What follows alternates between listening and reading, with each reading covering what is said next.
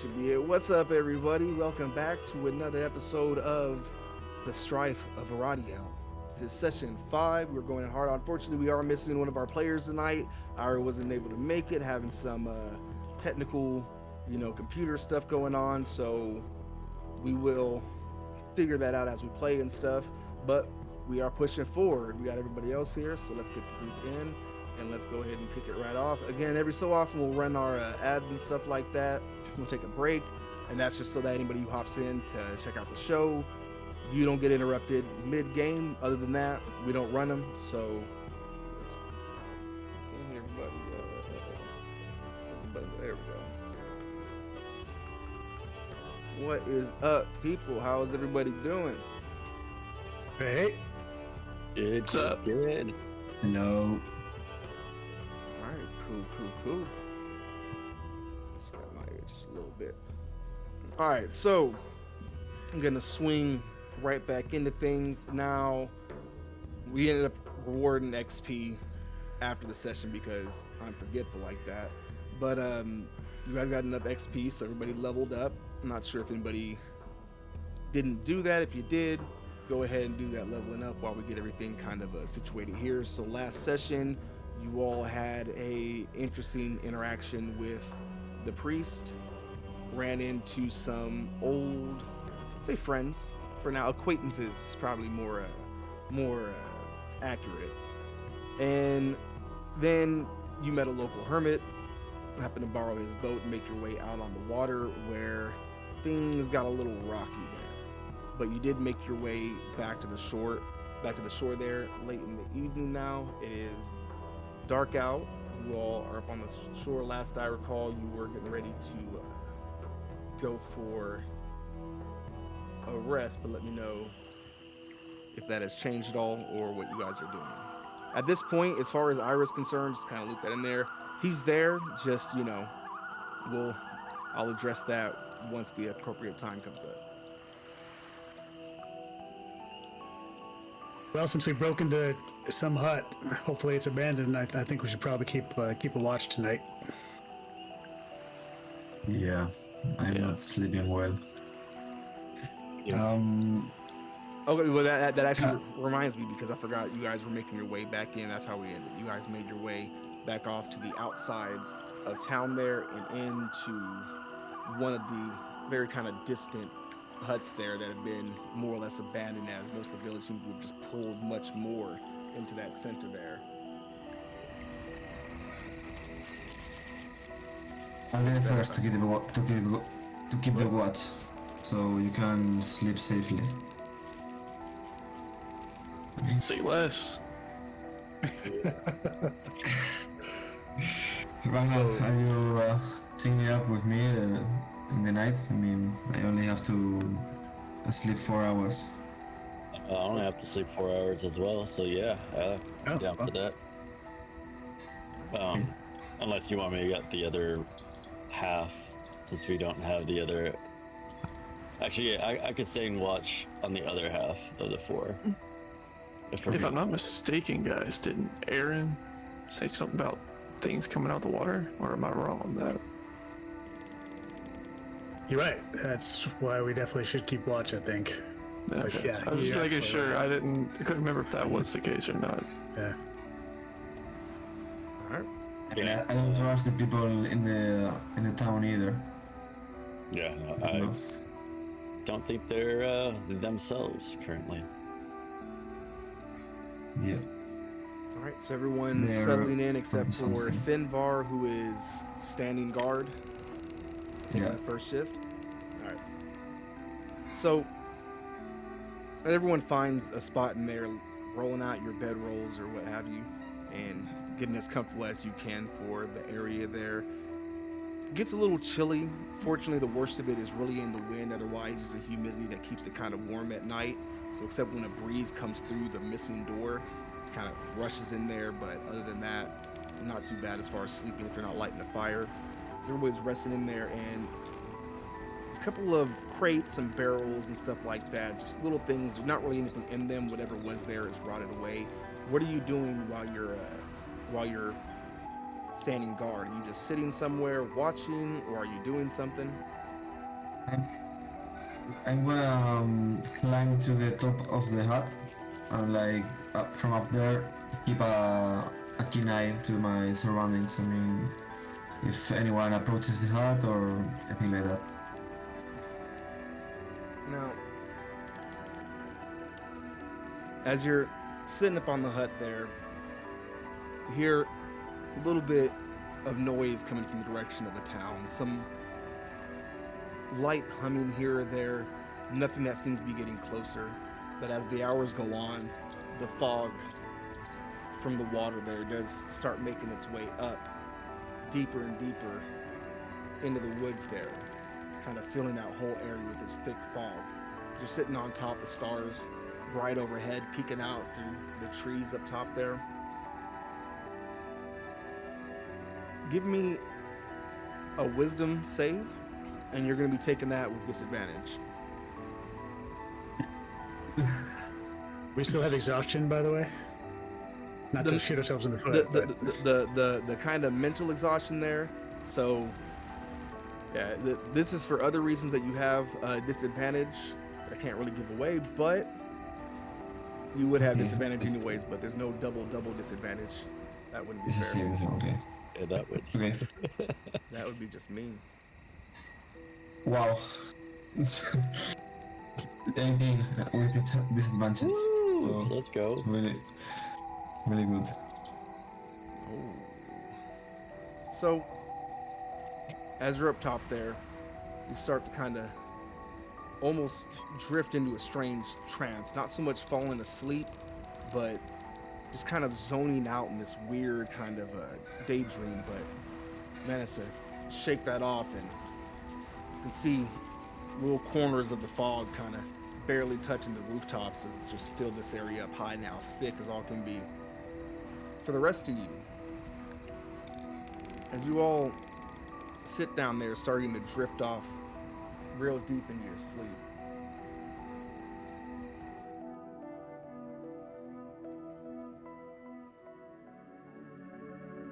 so as you're all lying there, you get in this kind of state of that in-between spot where you're not sure if you're quite awake, quite asleep, but it all does feel like a dream. And almost in that kind of half-tired blink, you find yourself floating somewhere beneath the lake. You can feel the water, it's pressing in on you from all sides. It's cold, it's absolute. Above you, a full moon glows overhead.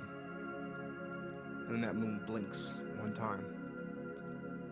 There's a soothing song, soft and wordless, kind of begins to echo from deep down, deeper into the water. It's beckoning you downward. And everybody to give me a wisdom save. Oh. Can I use luck? I am using luck. The only one not making a question. save is Finvar. Gotcha. Does this have anything to do with being charmed? It is not so much a charm. Okay. I was wondering if I get advantage or not. That's all. Yeah. Oh. Oh man, that's 17. 17. 11. Better than natural 1, but 11. Alright. I got a 4. So, with that, Torin, you resist that call deep down in the water there. The sense of foreboding that even in your subconscious mind knows to pull away from you. From there, your dreams kind of drift off into their own thing. Half lucid, but half whatever you would normally dream about. The rest of you continue to sink deeper into the lake. But not scared, not worried. You actually feel somewhat comforted, warm even.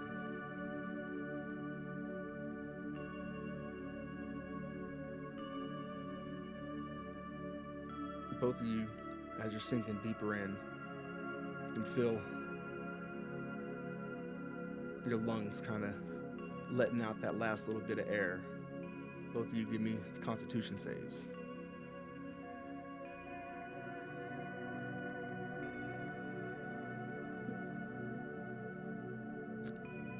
That would be a 10. 10. Oh shoot! No, that was the wrong one. My bad.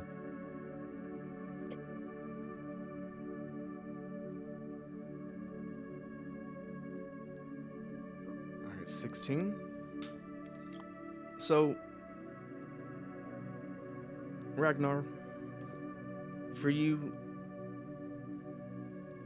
the music that you're hearing coming through the water there surrounds you as the dark down there deepens. Your chest continues to tighten until your lungs start burning. Suddenly, the whole dream switches up. Comes a nightmare with you thrashing as water fills your lungs.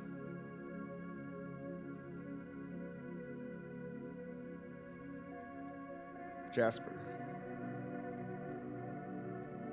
the music for you continues to play, but it wraps you up like silk. It's a lullaby in this perfect stillness. Your body lets all the air out, but it no longer needs it. You're part of the water. The deep, the truth. The deeper you sink, the more that song fills your ears until you can feel it reverberating through the water all around you. Something unseen watches you, welcomes you from deeper down. The lake continues to sing, not to you, but through you. You awaken feeling calm and refreshed. No exhaustion.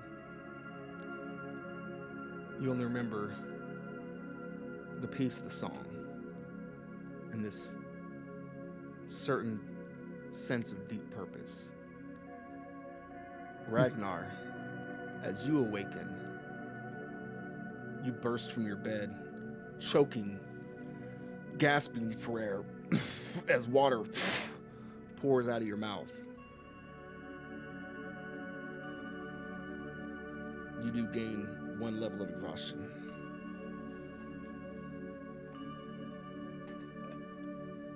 With that, as the night continues onward, you still a little shaken there, but changing your shift with Finvar. I'm going to walk to him and say, Ragnar, what's wrong? Did you wet your bed tonight?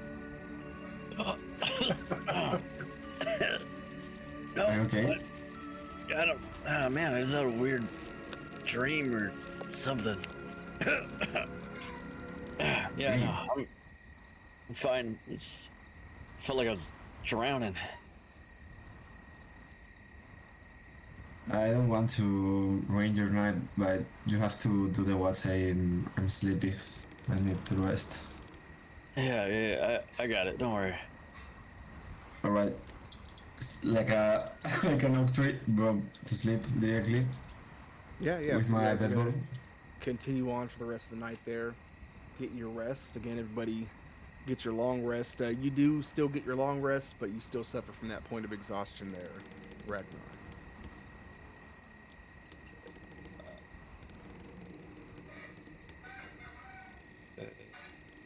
Right. Don't recover. Cool. And That's with all that, the exhaustion. as you guys are waking up that next morning, the fog itself is gone. It's receded and vanished back into the lake there. And it all seems kind of quiet for a moment.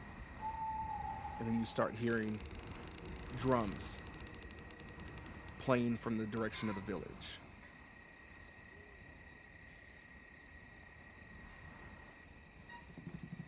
thanks for letting me take that rest. That I feel great. So thank you so much, everybody. Good day already. 4 hours isn't enough. Yeah, for a second I felt like I was about to go underwater, but that was not happening. Maybe it's because we're so close to the water you can hear the waves and lulled you to sleep. Maybe. But those drums that's new. They weren't doing that before, right? Didn't see any drums in the village in the first place.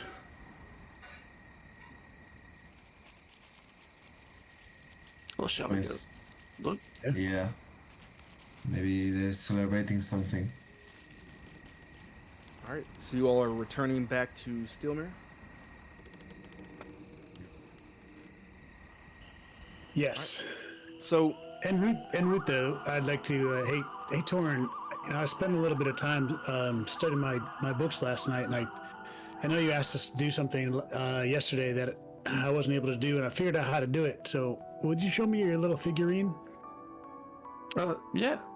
Reach my pocket and pull out the broken crow. It's split in two and hand it over to him. Hold it in my hand, and I put my other hand on it, take my other hand away, and the little wooden figurine is fully formed, and I'll hand it back to you.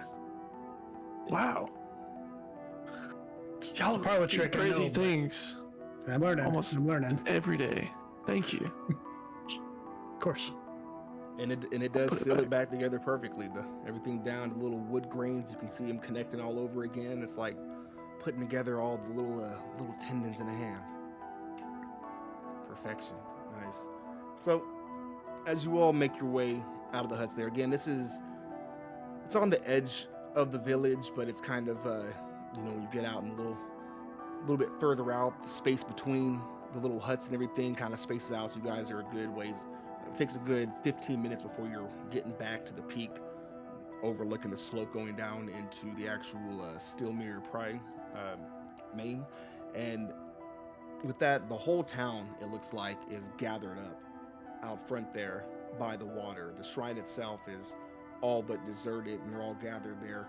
Drums playing, a couple of them have them out, standing very calmly. They're not, dancing along. This isn't some kind of, they're not so much of a festival or anything. They stand there very stoic and play these drums at quick paces. Their hands move quickly, but the rest of the body just stays still.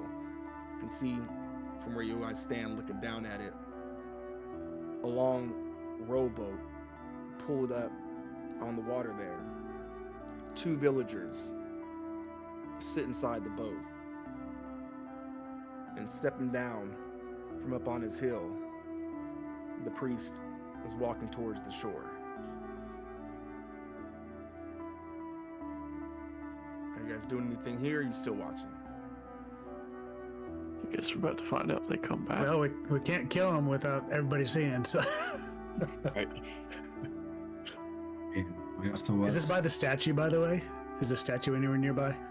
So you all are standing more towards where the statue is.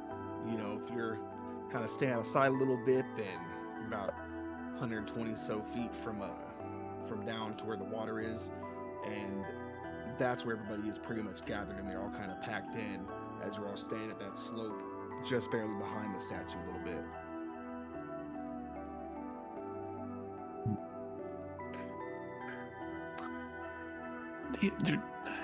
So all these people almost looked possessed in a way, or like in a trance.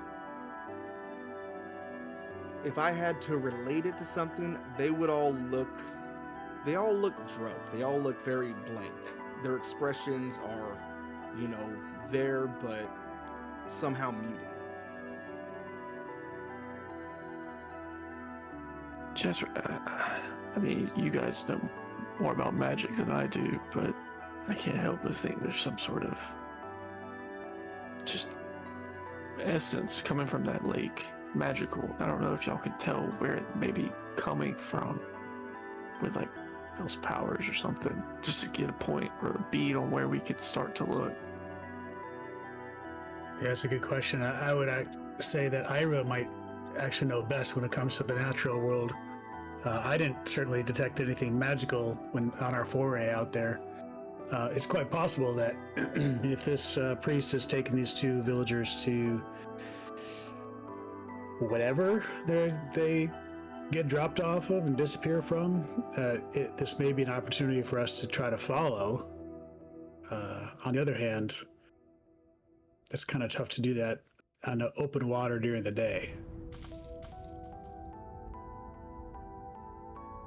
What do you think, Ragnar? I mean, I don't know. I had kind of a nightmare. I felt like I was being dragged into that lake deep, and I woke up spitting out water. I don't That's why. feel too hot right now. Do you think it's a holdover from our fight last night in the boat? I mean, nothing touched me.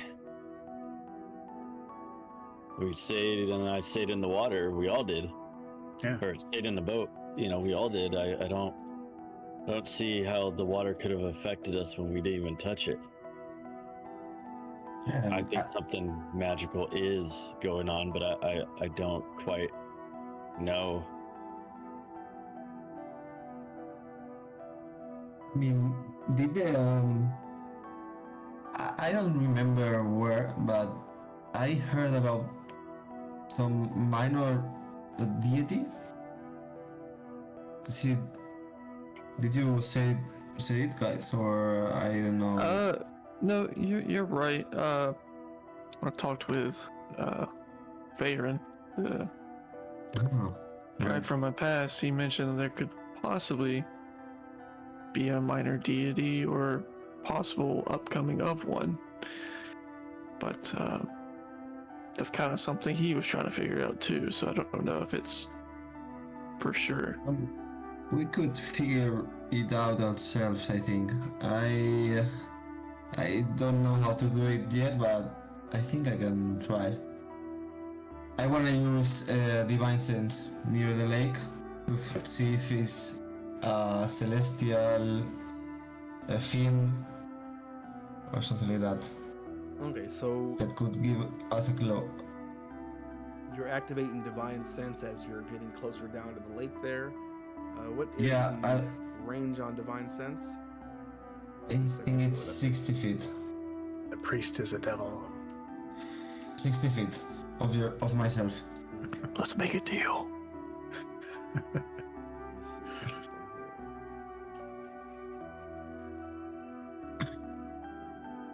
And I'm willing to approach the people that are there. I don't care if they see me or not. I want to be as near as possible of the boat. Let's see, I'm trying.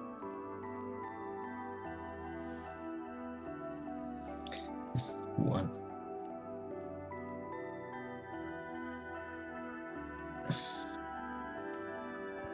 What if So we put a hole in his boat? With people sitting right in it? you activate your Divine Sense and start walking down. As you're making your way towards the crowd there, a couple of them do turn up towards you, and you can look as you're walking over here, and from at this point, because they're all facing towards the water and they're turning towards you, you can see they're all wearing these wooden masks with smiles carved into them. Can't see the expressions on their face underneath. They don't move towards or anything. They kind of spread open apart, making a clear sight. Your divine senses doesn't detect anything. Celestial, fiend, or undead, nothing of the sort. But at this point, the priest stands in the water, the bottom of his robes there, just kind of floating across the top of it. He turns back, looks over the crowd, and looks towards you for a second, and then steps into the boat, takes his seat, and starts rowing. Not fast. It's very slow strokes as he starts making his way off from the shoreline there. How far is he from us again? At this point, from where you guys are at, he's like, you're 120 feet from the water there. Did you guys move down with him, or did you stay back while he walked down by himself? Stick together. No, we stuck together, yeah. So at this point, as you guys are kind of standing in the middle of the crowd there, they're about 10 feet from the shoreline, kind of people still packed, all kind of a U-shaped around you there at this point, and you're about 10 feet from the water. He's made it about 15 feet out, so you got about a 25-foot difference between where you all stand and where the boat is as it's continuing to move up further away.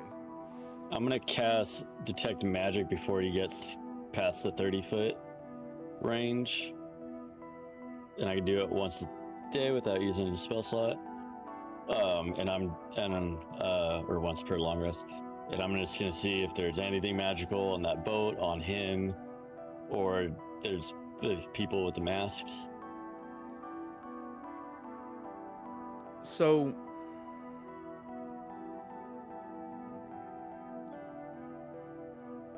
trying to run him down head to toe real quick.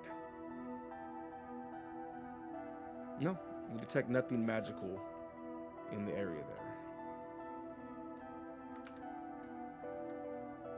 While he's doing that, I'm just going to cycle back through my mental Rolodex. So these masks remind me of any particular Aradiel religion or any greater religion that I might have heard of. Give me a history check. Sure. Something better than a 4, please. Okay, that's good. That's a 23. 23. Ooh. So Really much better. what it Efficiency. brings to your mind is, make sure I'm not muted here. At one point in time when you were younger, a story excuse me, that you read from the library there, it was really more of a, hardly a full novel or anything like that, more like a Brothers Grimm type story. It's a short thing, and it talked about these people wearing false faces, and really just talks about kind of a whole town going crazy until they walk into the water. To you, it's just a folk story, but there's a certain, all stories have root in some kind of reality. What was the big bad evil guy in that fairy tale, or what was the cause in that? It was very much there was not any obvious protagonist. It was a story about people called to the water. It did refer to something in the water calling to them, but it never gives the entity a face. Hey guys, I don't really know what these masks, if they're magical or not, but they really remind me of children's bedtime story I once read about something, some master in the water or something like that. So let's just be careful about what we're doing, because this white mold may be affecting all of us more than I would care to admit. I wanted, while I still have the Detect Magic on, look at myself, because it also says that I can, if an effect was created by a spell, I can get like a faint aura from that, since I just woke up from exhaustion. And I'm wondering, I know this is kind of a long shot, to see if that was magical as well, given that, they spoke about it being magic, possibly.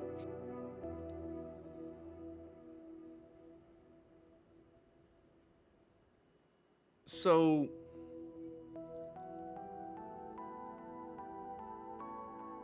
the effects themselves are not the effects of magic.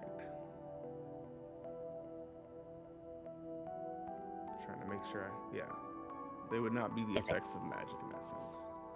Okay, cool. Yeah, I knew it was a long shot. Alright, What do you think? Should we follow him or stay put? I want Last to time- find out. Sorry. You're good. Go ahead. I want to find out where the boat goes. I mean, we could follow him. Well, last time we were on a boat, we about Yeah. got drunk down. You think the maybe any of the villagers might answer our questions, or probably not because they're part of this ceremony, whatever it is. I mean, if the thing is, words doesn't really help now because these people are not in their right mind. So Are we able to cleanse them for a bit, maybe? maybe in a physical way. Do you know what I mean? Like, not in a bad way. I'm not going to hurt him bad, but maybe they woke up that way. Does it seem like any of these people would know anything about what's going on, even if they were in the right mind? I mean, they could have more information about what is happening. I think they seem kind of out of their mind, to be fair. Is it? How many? How many of them had the masks on again? Is it all of them, or? Yeah, they're all wearing masks. Yeah, they're all okay. Is there one standing next to me? Yeah, either way you guys turn, they spread open and let you guys through, but they are not exactly respecting your personal space. They are very much kind of packed in.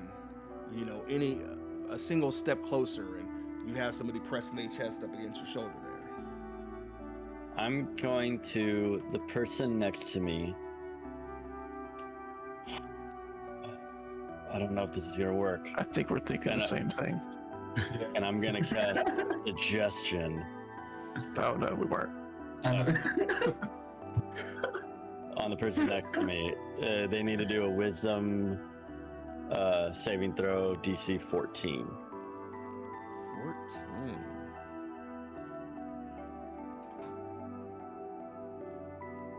Alright, and with an 8, they are not going to make that one. Awesome. My suggestion is gonna be, sorry, I got 25 words, that's why.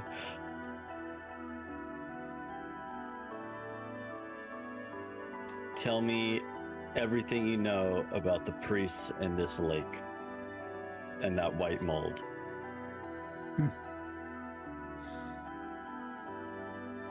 And with it, kind of looks over towards you. You can see the on-brushed, long brunette hair underneath. The mask itself smiles. This one looks to have painted little rosy cheeks on the up on the mask there, and looks up toward you with that big smirk. You want to know what I know about what now? About the priest? Why, Yes. he is here to guide us. He gives us purpose. He's a good man. Very good. You should listen to him. It would be better for you. And you wanted to know of the mold? The priest tells us that sometimes as things are getting clean, they get sicker. That's all it is. Little bit of an infection as it all clears up. But soon it'll be better. Soon we'll all be better. And what else did you want to know about? The priest? The lake as well. The lake. Why, the lake is our home. It gives us life. Someday, we all hope to make our way out to the lake and return. But for now, there's things to do here until our song is called. I hope I'm next. Oh, that would be great. Wouldn't that be great, mister? Don't you wish that for me? Yeah, and I'm gonna turn to the group. Okay, maybe we should look at that mold a little bit more closely. I don't really get much of there. Look, I was thinking about pulling the mask off, but Yeah, pull it off.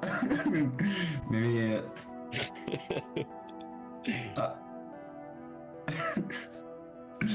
I mean, I'm going to turn up to one next to me, and I want to pull off his mask like in a forced way, not caring much about if he's here or not. So you turn over and you just pull somebody's mask up. Yeah. So this guy here, underneath the mask itself, is already propped forward a little bit by his big bushy beard and very kind of scruffy hair he's got going on there. He's a redhead as well. And pop the mask up underneath. When the smile from the mask goes away, the cheeks are pulled back tight.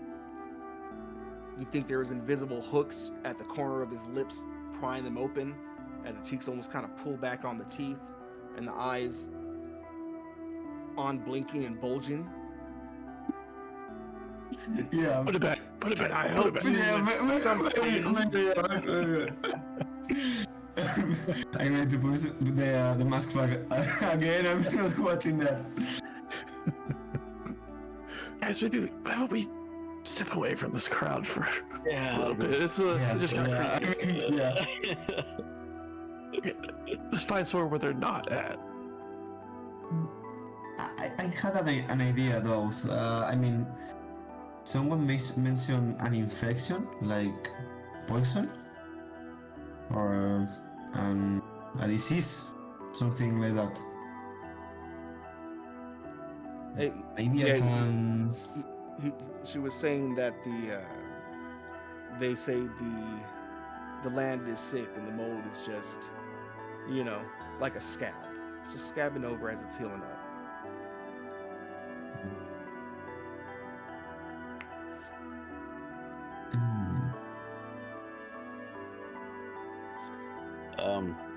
I'm gonna go over to some of that mold and not touch it, but but try and ascertain, like, close up this time, what it could possibly be.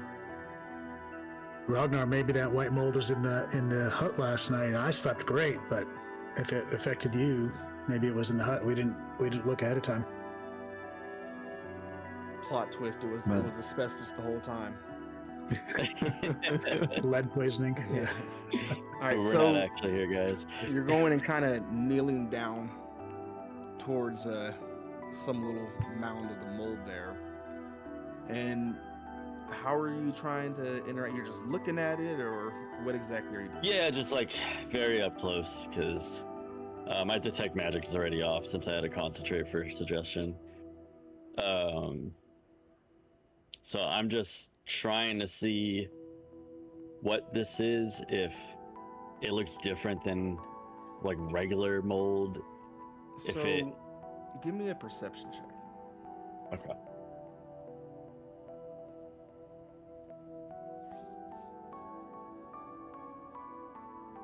That one, let's go.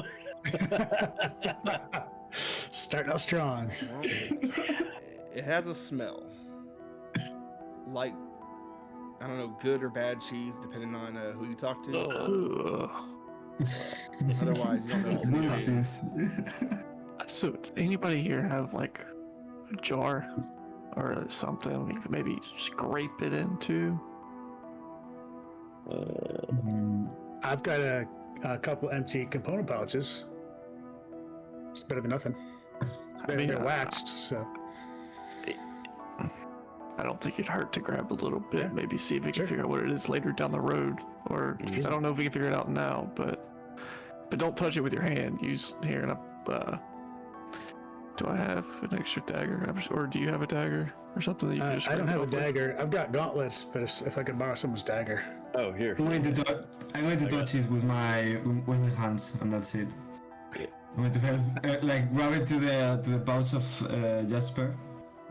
Like listening to Tori saying that don't touch it with my hands, like, oh, damn. That's why I have an extra spear, and I used to have an extra dagger. I'm literally handing the dagger over to Jasper, like, what? So did I hear I don't correctly, have Finbar, extra you're hands. going to scoop it into the pouch with your hand? Yeah, Okay. did it happen something? Scoops it in there, And we have a memory trigger there, so if anybody's got a use for it, there is one on the table there.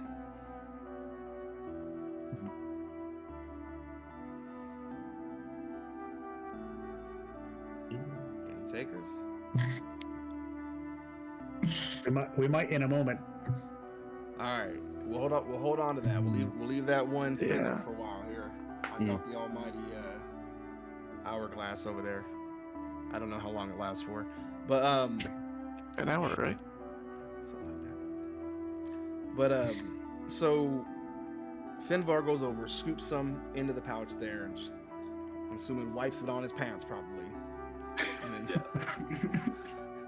Wipes it in Ragnar's leather armor. Yeah. No.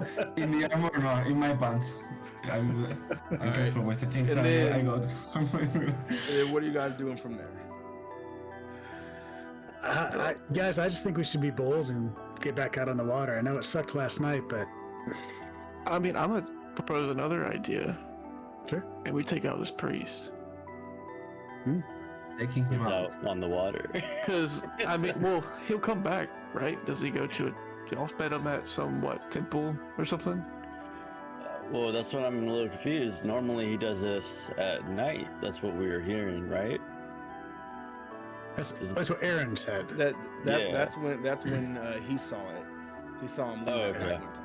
He could be doing it multiple times a day. Could be. But I just think it's the best way for us to. Yeah, he goes somewhere, and he leaves the villagers to their ascended fate, whatever that is. I just think it's our best chance to try to find out where he's going, rather than us going out blindly. That thing grabbed my leg last time I went on the water. Well, maybe now that the priest is actually out there, maybe this lake will be a little calmer. But I don't know, we're creatures. We could swim a little to see. I'm not a good swimmer. I'm not. No. But one question: by taking him down, do you mean like killing him? Oh, I mean, all this happened when he take arrived. him to the club. Okay. Now we gonna go to a dance party, man. Like 2 towns over, just man. Just to be clear. This tavern. Bring him to our side, man. You know, in the club we all found. Yeah. They call it the take it down place. That's where I was trying to take him. Yeah. Yeah, no, I this all started when he got here. Sure, but they all seem to praise him, and he has some sort of control over this, or some sort of alliance or something with what's in the lake. I mean, to be fair, I don't know if I want to put another rowboat between us and what was in that lake. Absolutely fair. I do feel like though that if we take out the priest, there's enough villagers who are mind controlled in some way. Someone else is just going to step up, maybe. Well, I mean, he came from the water. Fair. I mean, I don't know if these villagers have anybody like him per se. They all seem to be in some sort of trance by him. This is just my opinion, though. Okay. Trying to throw other ideas on the table without having just one. Without getting rowing out there. Yeah. So, what's it gonna be? What are we doing? Something to think about. That's all. I do vote going out on the water. Also, as we're talking, I think Ragnar's gonna do his magical cunning to get his packed magic a little bit back. It's only less than a minute. It takes me a minute. Yeah. Awesome.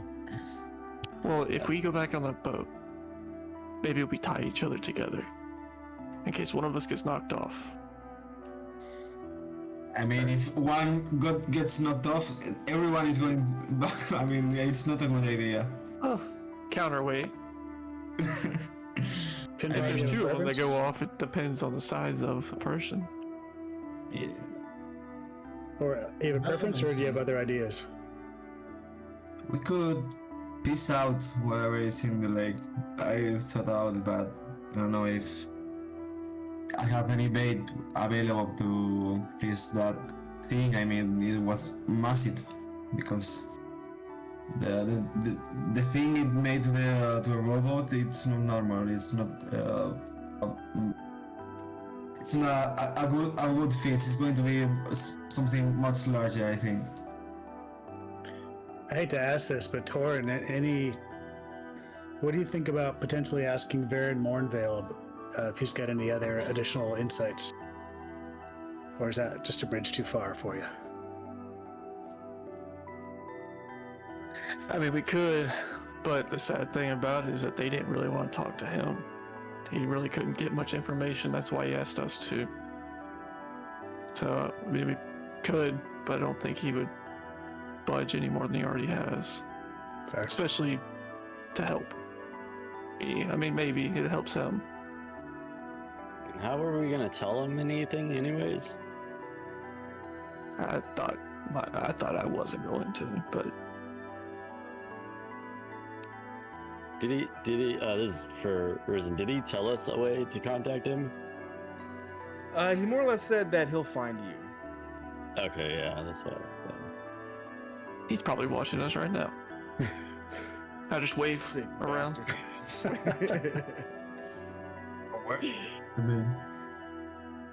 There's still like mold stuff like around. We just grabbed like a little bit of it, right? Oh yeah. You guys got a little, a component pouch full of it now, but it's still everywhere. I'm gonna go up to some of the other one, not the sample that we got, and I'm going to prestidigitation like a light, a fire, and I'm gonna light it real quick to see if it has any other effect besides just burning. Or even if it does burn, huh? There. Or if it even burns, exactly. What are you smoking, man? I don't think prestidigitation creates heat. It creates light and the effect. It says, does it create heat? instantaneously light or snuff out a candle. Oh yeah, I guess it turns on. I mean, Yeah. Okay. is Ira with us? Could maybe use something to light it. Just like a little. Oh, I will. Then I'll back up and I'll firebolt. Okay. He's like, I know the answer is fire somehow. We'll find it. That's right. That's my only thing. So yeah, when the fire goes down, the little circle that it hits and kind of pops out and spreads a little bit there, it leaves a good 15-inch or so little circle where it's singed at the ends there. Give me another perception check. Okay. Memory trigger. Oh, I was almost on a 19.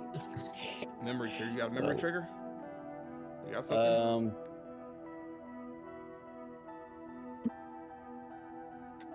So I'll set you up first, just to give you something more to work with there.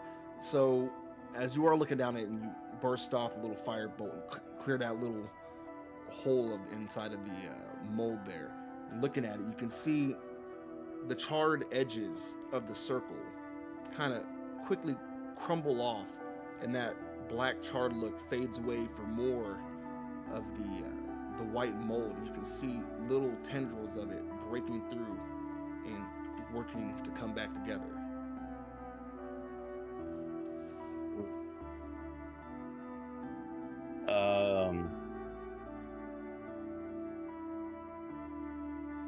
For a memory trigger.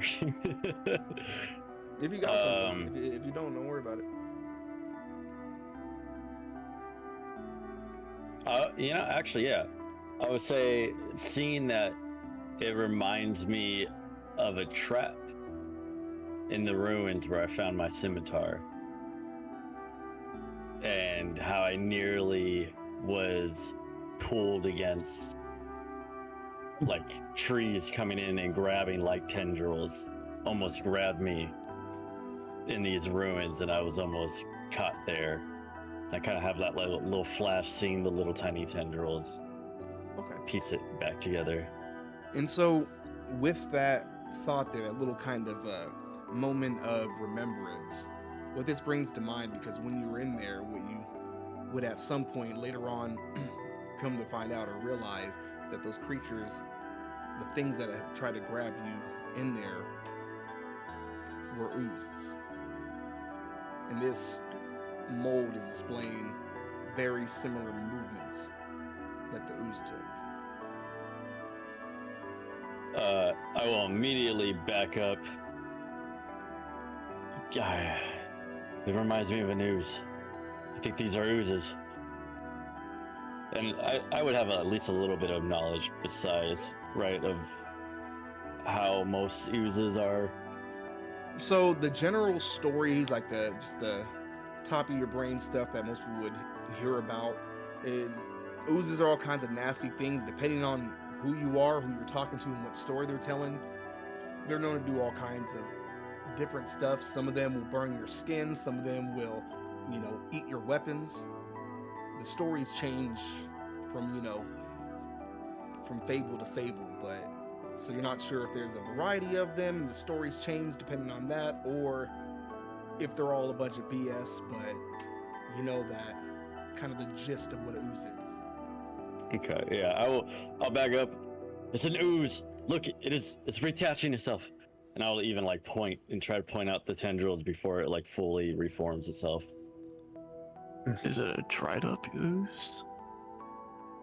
Or What's an ooze? it's what comes out your nose whenever you're sick? I mean, I didn't hear any stories about them. Are there mold, like creatures? So after we've been talking, how far away is the boat with the priests and the two villagers? At this point, if you guys turn back over your shoulder there, they're a good, 500 or so feet off the shore. Again, he's not paddling hard and fast. He's kind of over there just very casually rowing his way off into the distance there. And the villagers are motionless still? They're not rowing, right? It's the priest? At this point, the drums have slowed, but they're still playing, but they're no longer going at a war pace. They're just at a very kind of steady, almost like footsteps. And the people themselves are swaying slightly, but otherwise they all still just stand, still watching him make his way into the distance there. We could also go investigate his temple a little more. Or if we're going to go out in the water, we need to go now. I'm a Jasper on water again. I mean, as you want. I don't mind getting wet, but I don't think it's a bad idea to go see the temple more closely. So should we take a quick vote? Because we need to hurry. If he's out there, he's probably going to be coming back at some point soon, I would think. You mean giving him his boat back? Oh, yeah. So one thing to clarify that I think you guys had, hopefully I mentioned it before, it should have been mentioned when it was brought up. When he leaves and departs with somebody, he normally goes out there. They said, when it was mentioned that once a week or so, he takes somebody out there, and then he's gone for a few days. Oh, so he's So not. he's going to be gone for a little bit. We'll wait. Well, then, I mean, maybe then- later time then. do we go after him? I mean, They're not provisioned for like an overnight or a really long distance boat ride, so it can't be that, in my opinion, it can't be that far. But I'm no seaman, so I still think we should be bold and go out, but I'll go with the group however we vote. Ragnar, what do you think? Well, Jasper, I think there's something in that lake, and we need to find what it is. And Finvar? yeah, I'm with him. Let's go on the boat. Okay. So, As we're walking, I'm gonna pull a jar of oil out and start dipping arrows into the oil. as I'll be ready to light that boat on fire. How far away is the boat now? At this Are point, you ready it's to still burn just moving further and further. It's, at this point, 550, 600 feet or so. Just continuing to make its way out. Is it the only boat on the water, or are there other vessel fishing boats or anything like that? There are fishing boats, but they're not on the water. They're pulled up onto the docks there and tied off. Seems like all the villagers who would be out there normally fishing, especially as early as it is, they're all mixed into the crowd there. Okay. So we should definitely follow at a distance then. Not too close. Maybe grab those boats though? Yeah, I was gonna say use those instead of Aaron's. Yeah. Because we're gonna have to backtrack a little bit, and then that thing's Sure. big. Yeah, they wouldn't mind if we would take their boats because they are on like another planet. So let's get quick. whatever Mike and Nid ecstasy they're caught up in, I don't think they'd be missing their boat. So let's do that. So, you guys are making your way onto the dock over to get the boats. Yeah. Yes. Yeah. So, stepping out there, kind of as the group gathers there. Now, the space you were standing in, the front off ahead of you was opened up wide where they had departed from. The docks go off on either side, so as you step over and make your way up to one of the docks there, the villagers do move out the way and let you through. And as you guys start walking onto the docks, about when you get halfway, they all start slowly, one by one, following you up the dock there. As you make your way to the end, start untying the boat.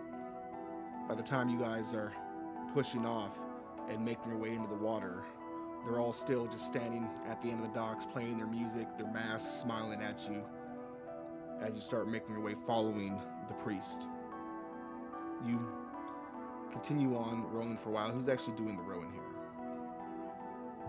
I'm still pretty beefy, and I'm not exhausted anymore. I'm feeling great, actually, so I'm happy to row.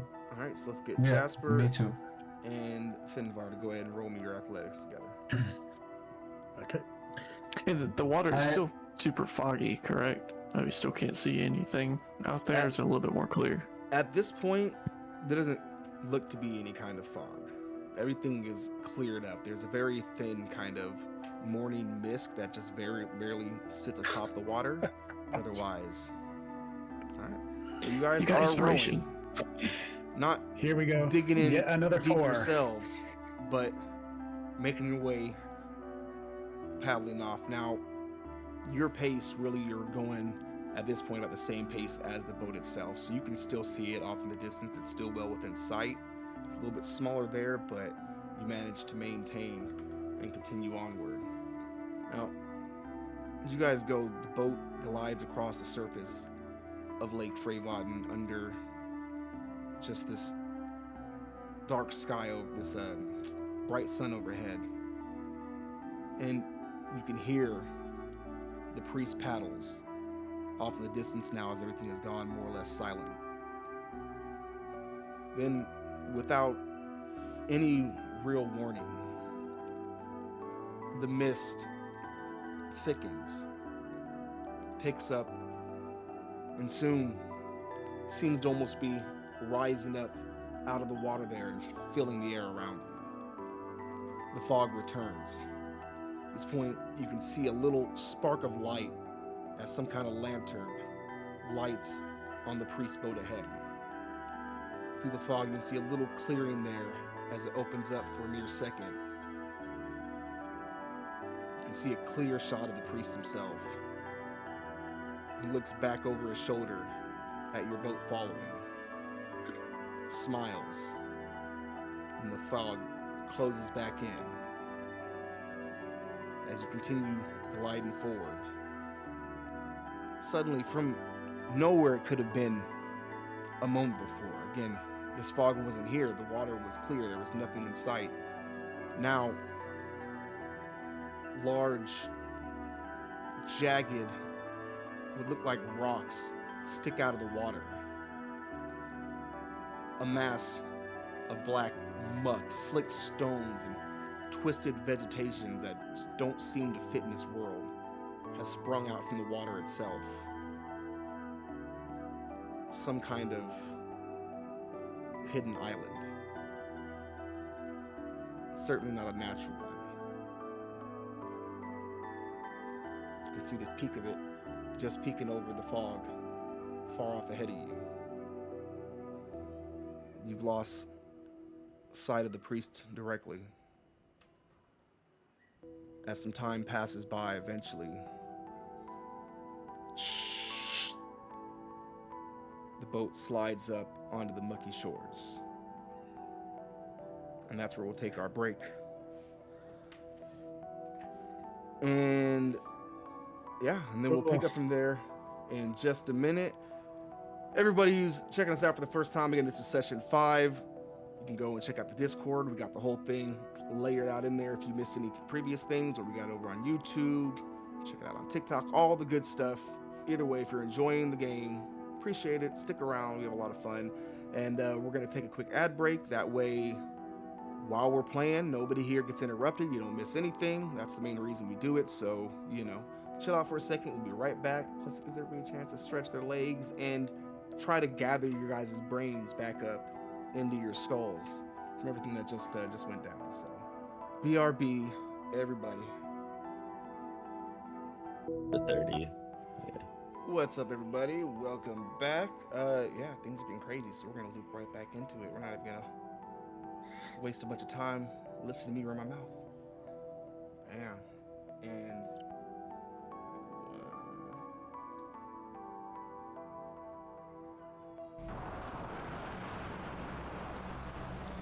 One caveat as we are rowing across the lake.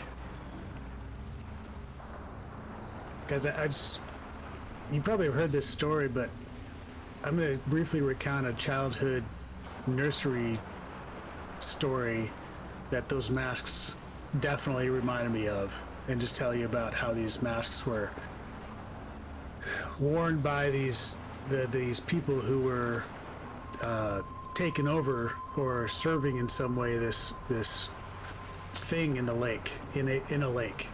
And I'll go on to explain the story in case they hadn't heard it from their childhood. That's what the masks reminded me of. I don't know where that came from, but I read a lot of books, and it just popped in my head. Just wanted you to know. Don't scare me anymore, Jasper. Don't tell me creepy stories. I don't want to hear them. Can you recall what their faces look like under those masks? Well, the nursery rhyme and stories didn't, or fairy tale didn't really, explain that. But what it did definitely say is the creature was in the lake. So it sounds, I don't know, kind of sounds like what we're doing. Yeah. And so, as you guys have made your way up onto the actual shore here, fog still thick, but as it starts to clear, you can actually get some feel for the shore. The shore itself is soft, it's spongy muck. It squelches under your foot like something trying to suck you under. These strange fungal stalks and pale tendril plants twitch gently in the air, moving as if aware. A few half-submerged buildings and statues, different ruins and such off in the distance you can see, seemingly just buried in this muck. And looking about amongst you, Ira no longer counts himself.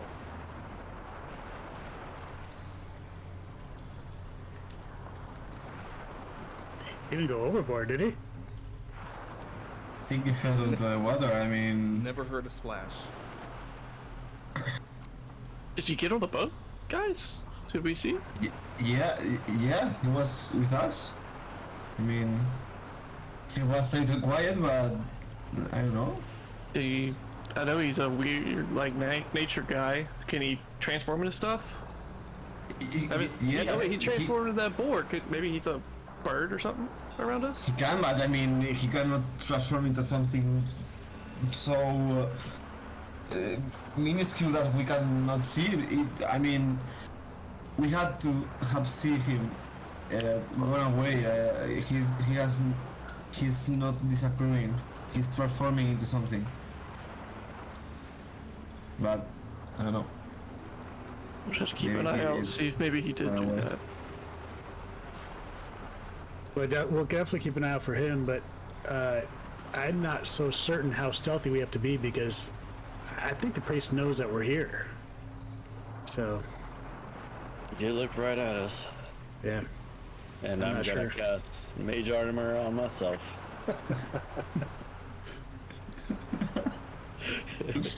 And I'm recasting for the first time for the day my false life.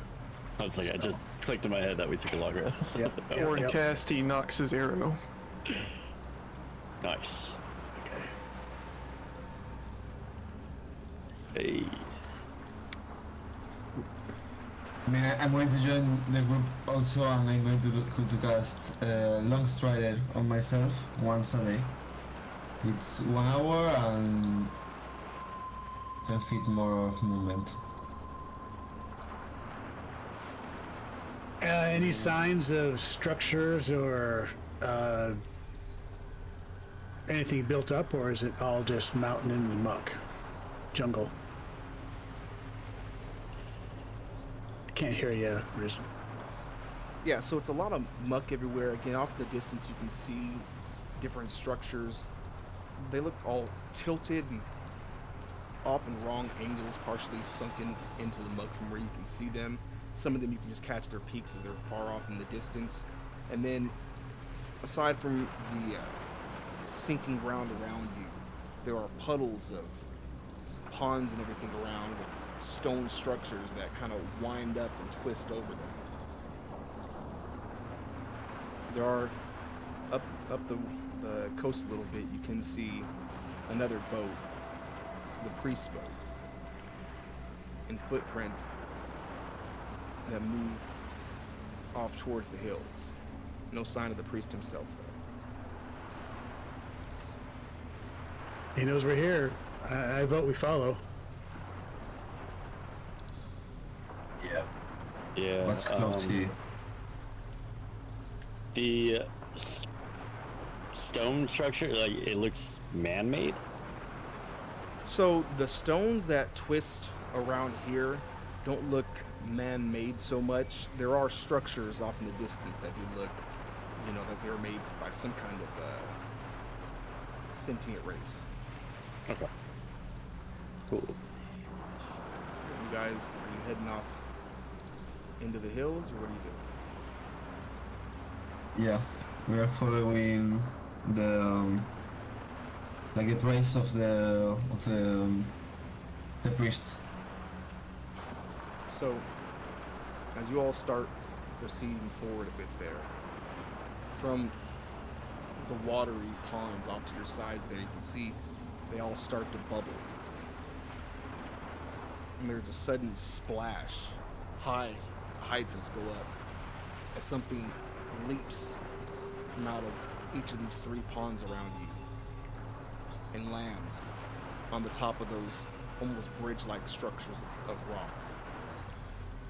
They turn and see them, these strange fish-like creatures. 3 more crawl out from the water around you as well.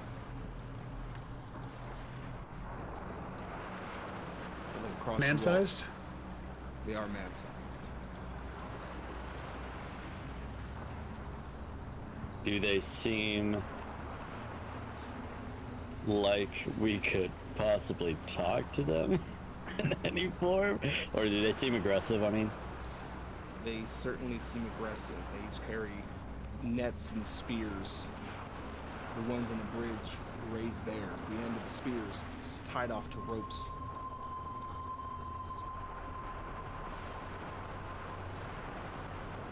Let's not give him a chance. Looks like the priests have company, so Rio.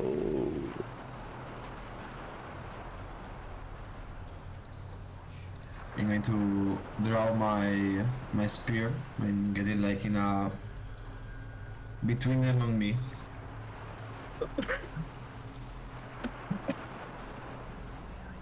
Hello? These guys are ugly. Yeah, and they smell really fishy. We heard that. Alright, with that, why don't we go ahead and get initiative from everybody? Yeah.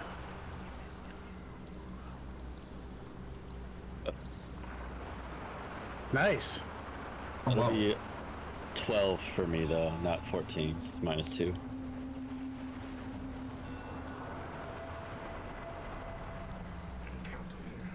Yeah, you guys rolled pretty well. Wow. Yeah. Mm, What is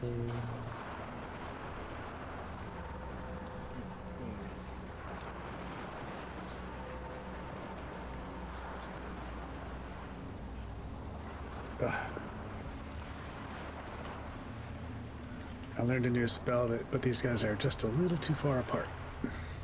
Yeah. That's why I immediately went to measure it. I was like, ah, they're a little far.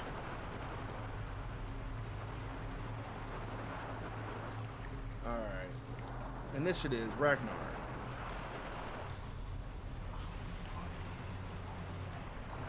What'd you get? Oh, 12, not 14.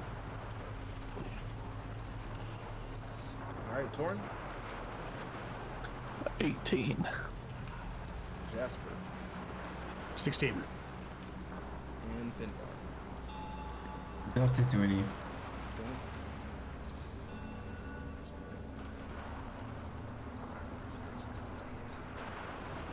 Oh, let's see what they get.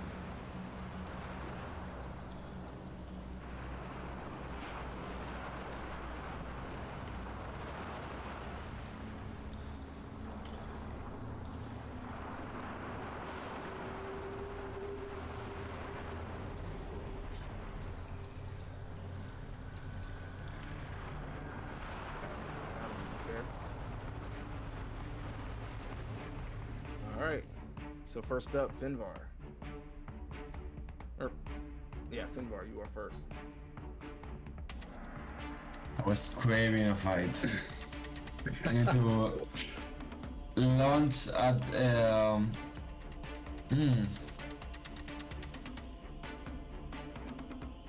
Can I climb like to the rock-like structure that is one of the like fish creatures standing on? I have 45 feet of movement with Strife.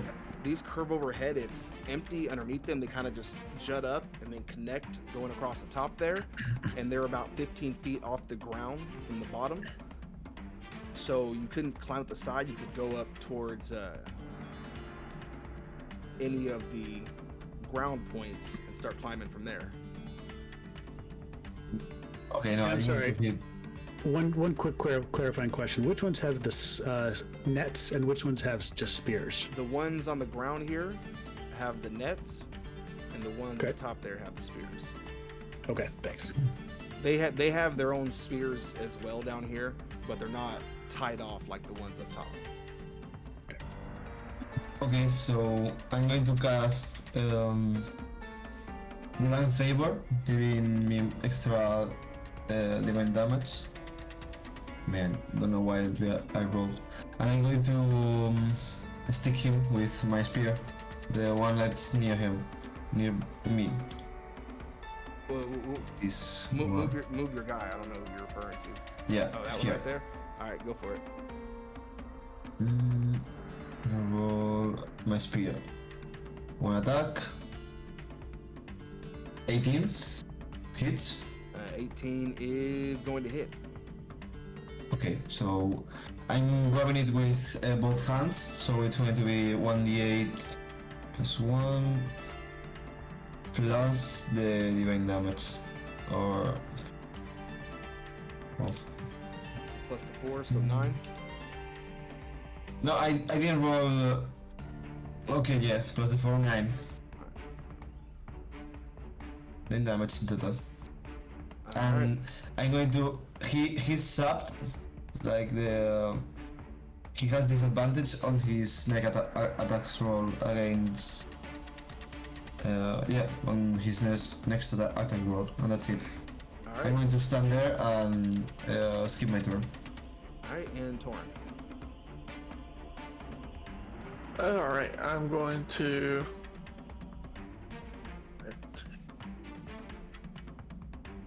I get like just on the boat right here? Yeah. Okay. I'm going to take a shot at the one Finbar. Well, take the one next to him. The next one, go for it.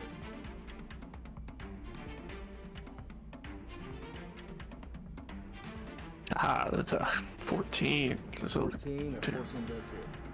oh, nice. That is 7 points of piercing. Anything else? As a bonus action, can I just like throw the spear like on the side of the boat, just ready for Finvar to lose his? So now we're making an attack. You're just kind of using the bonus action. Just kind of like leave it like on the like near the boat for him. Okay. Just kind of use it to flip it out off on the ground there. All right, for sure.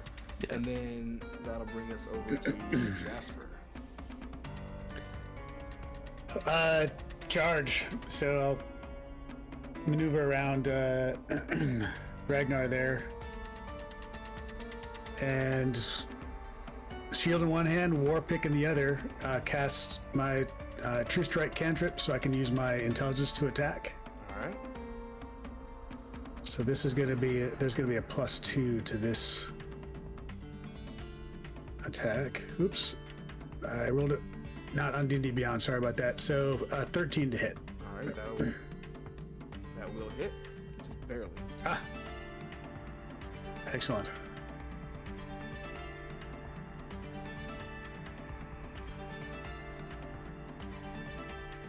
I don't know why it sent 2 rolls there. And we'll take the first one there. So What was the first one? I can't see it. 7 damage. All right. Are you? Yeah, it's your one-handed versus your two-handed. No, it's 1d8 versus 110. I don't know why I had to roll twice. Anyway, so 7. It's all right. You was said it- you were carrying. You said you were holding the shield, right? With your shield and everything. Yes, So that would be the yeah. 7. Okay. All right. So yeah, so I rolled a 5, so that'd be +4 actually. So it'd be a 9. 9 total damage. Sorry about that. No worries. All right. Anything else?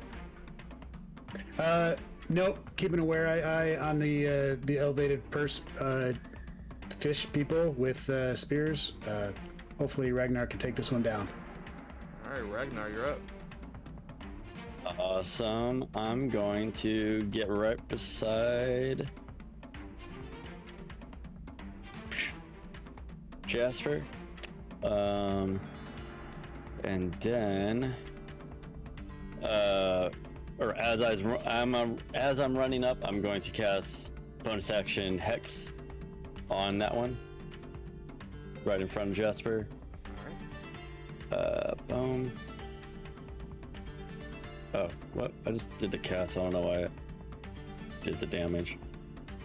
And then I'm going to green flame blade. So take out my scimitar, light it up, and hopefully hit that one.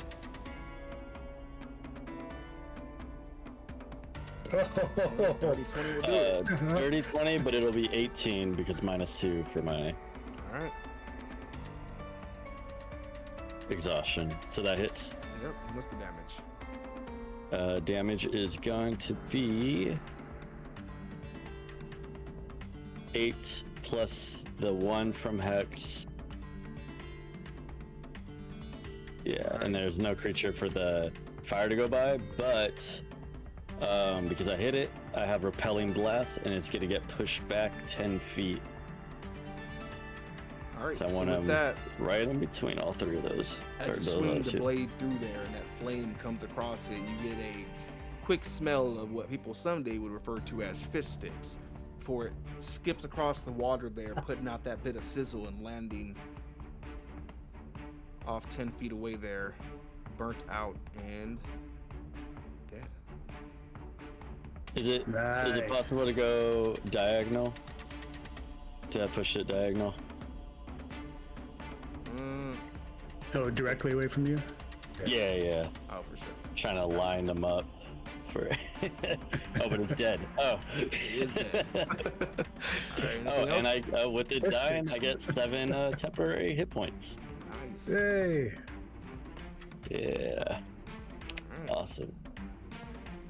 With that, it's going to bring us over to their turn, which this first one over here, up top, it's going to, with its spear there, grab it and make a hard toss towards Finvar, which, thanks to one of our viewers here, Plim Daddy, he was nice enough to give me disadvantage on that one, so let's see.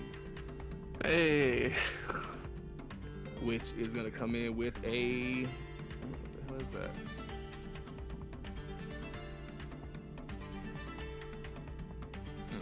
That's a 5, so it's not going to hit.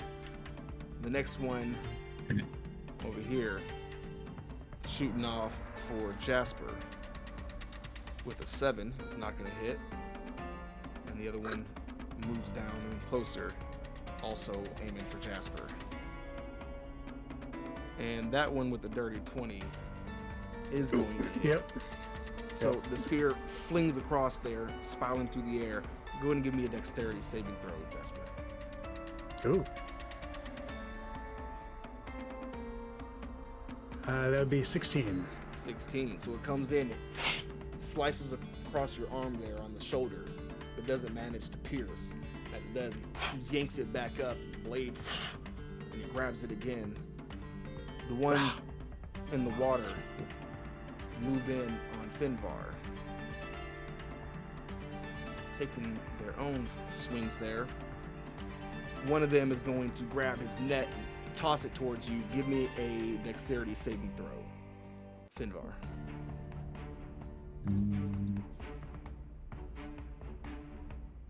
21. 21. So you manage to sidestep the net there as it lands on the ground. He starts reeling it back in. The other one steps in, takes a swing at you. That one is going to come in with a 15. Does a 15 hit you, Finvar? Yeah, it hits. 15 hits. And with that, with the spear. What the hell's my delay at? Oh. And with the spear, you're going to take 6 piercing damage. As you sidestep the net there, and he comes in and gives you a quick jab with his spear there before kind of stepping back, trying to get a read on you. Bring us back to the top with Finvar. Okay, so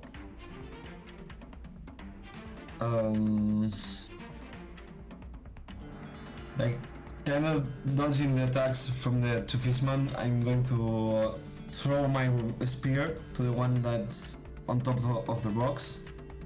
So is it with disadvantage because I have someone 5 feet from me, or is it the objective? Because you're more or less like pressed right now, so yeah, it is gonna be disadvantage.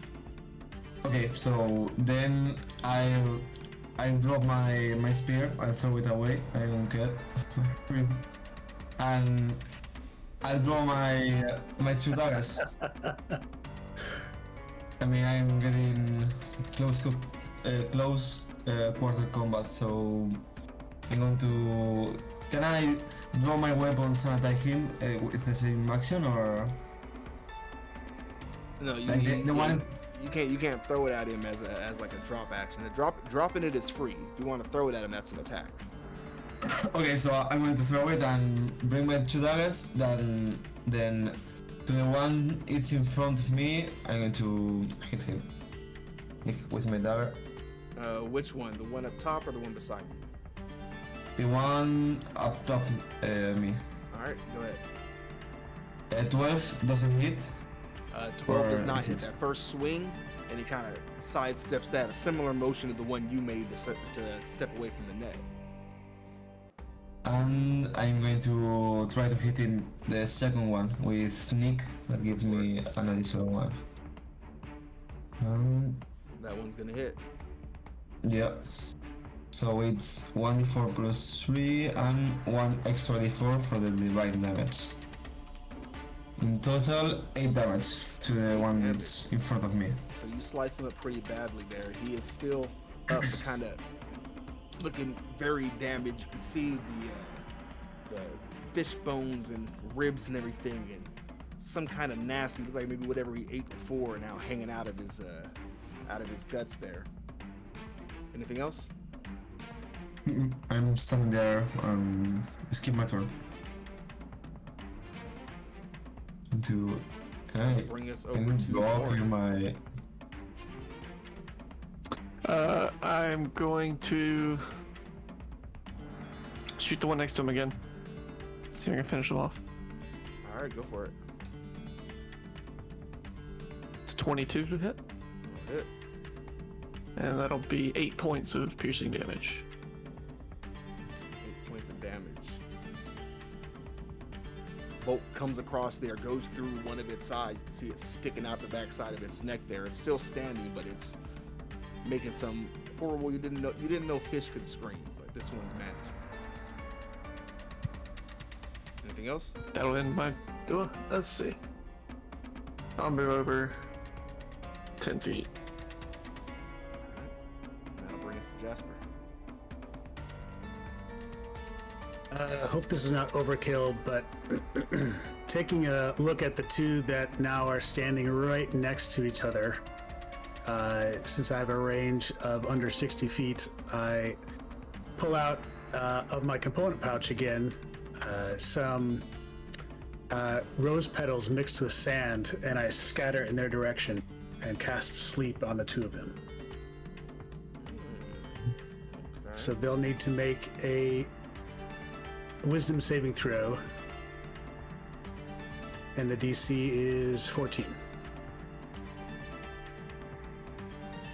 First one comes in with a 3. Second one comes in with a 17. So one of them does fall asleep, just droops down and smacks Actually- halfway. Go ahead. Yeah, new rules. I'm not sure if you're tracking the 5.5. They become incapacitated, which means they can still move, but they can't take an action, bonus action, or reaction. So they're still. It's like they're groggy. Okay. So they can still move, but they can't take an action. And then the next round, they make another save. If they fail that one, they fall unconscious. Okay. Got it. So, good to know. Change to Appreciate 5.5. that. For sure. Oh. Still going off the old rules. It's still hard to get them all pulled apart. All right. Anything Yeah. else? Yeah, I'm actually going to step. They're pretty far away. I'm just gonna move. I'll move halfway closer, or 10 feet closer to Finbar. All right. Ragnar, you're up. That's it. Yeah, I'm going to thank you for the setup. Ragnar's gonna run in 5, 10, 15. Get in, actually. Sorry, hold on. Let me measure real quick.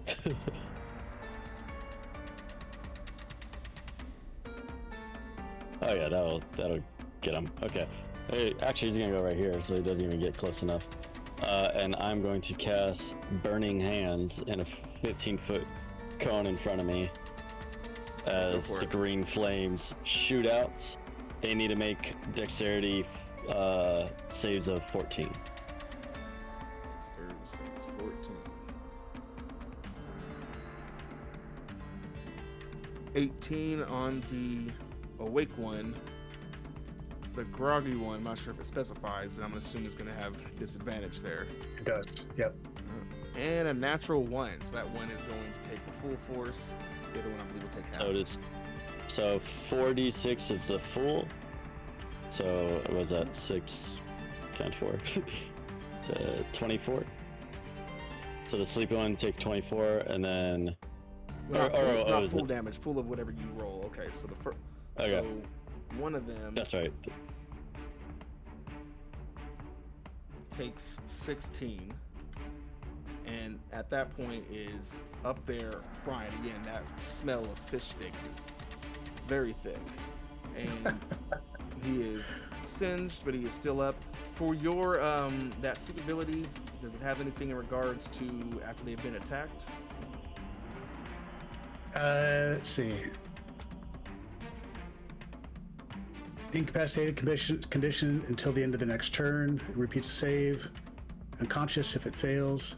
If it takes the spell ends on a target if it takes damage, or someone within 5 feet of it takes an action to shake it out of its effect. So yes, damage does eliminate the spell. Alright, so he is back to himself. I'm okay. I'm just very, very badly burned. Alright. My leg. My leg. Alright.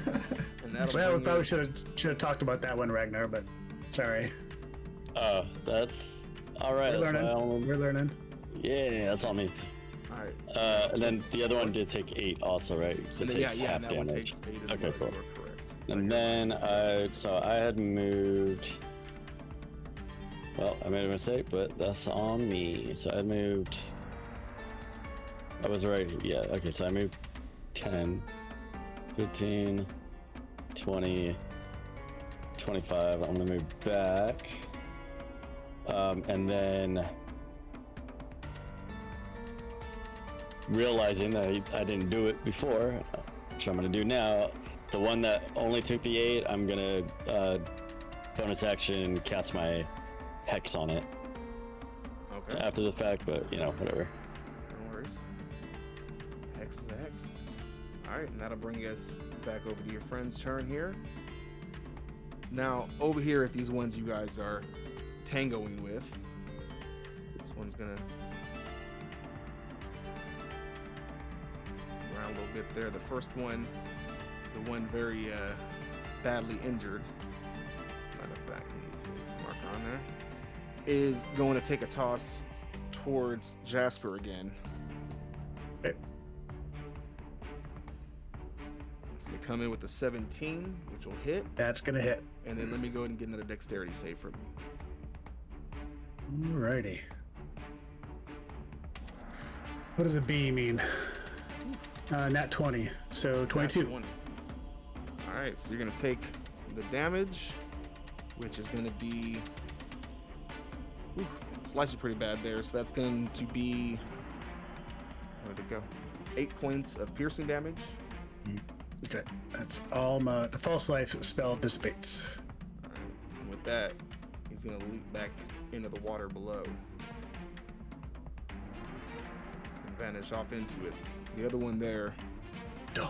is going to take his toss for Jasper. And Jasper does 14 hit. No. I'm sorry, not Jasper, Ragnar. Yeah, it meets. All right, But it's And okay. then- I got health now. let me get that dexterity save. Oh yeah, awesome. Dex save. Dex save. So 14. 14. You are fine. It slices by. You are taking 9 points of piercing damage, Okay. but it doesn't hook in. This one steps back in the frame there. The one up top is going to take his toss in with another dirty 20.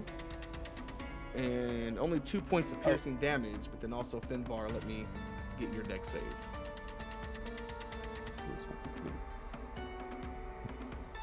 Wolf. 12.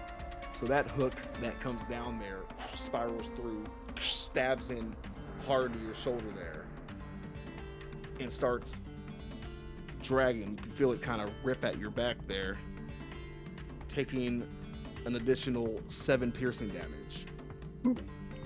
And you are restrained. And that creature, with the line tied between you, leaps into the water and starts pulling. This one with you restrained steps back, very badly hurt, fades off in the water as well. This one, the woman to your side, takes a swing at you with his spear. That one is going to come in with a 19 and only do 2 piercing damage to you before he moves back into the water as well.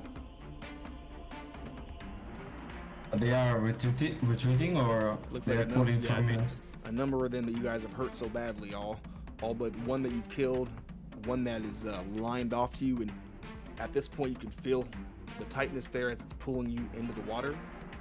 Could I take my reaction to attack the one that's leaving, the last one? I mean, with my opportunity attack. No, given that you are restrained, you're not able to take the reaction. Okay. I didn't remember. Double check. Yeah, and this does actually pull you into the water as well. So at that point, you're in the water, restrained. These other ones have already gone, so it's going to bring us back over to the top with Finvar.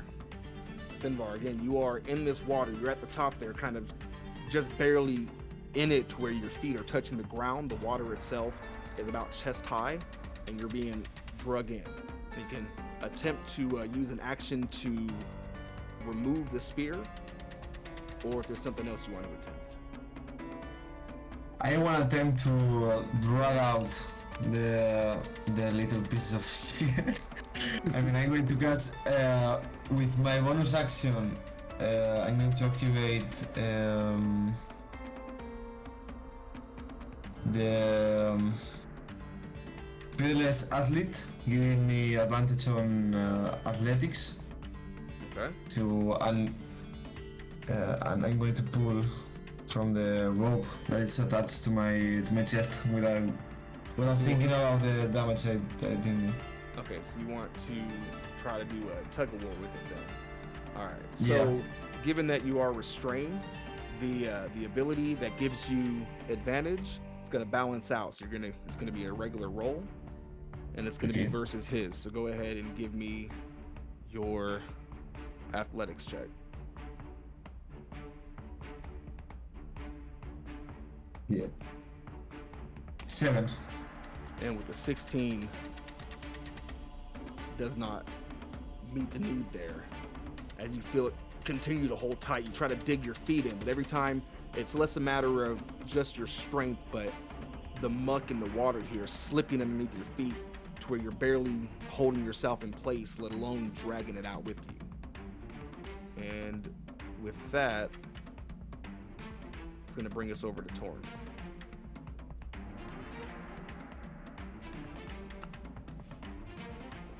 Okay. We can move diagonally, correct? That counts as 5 diagonal.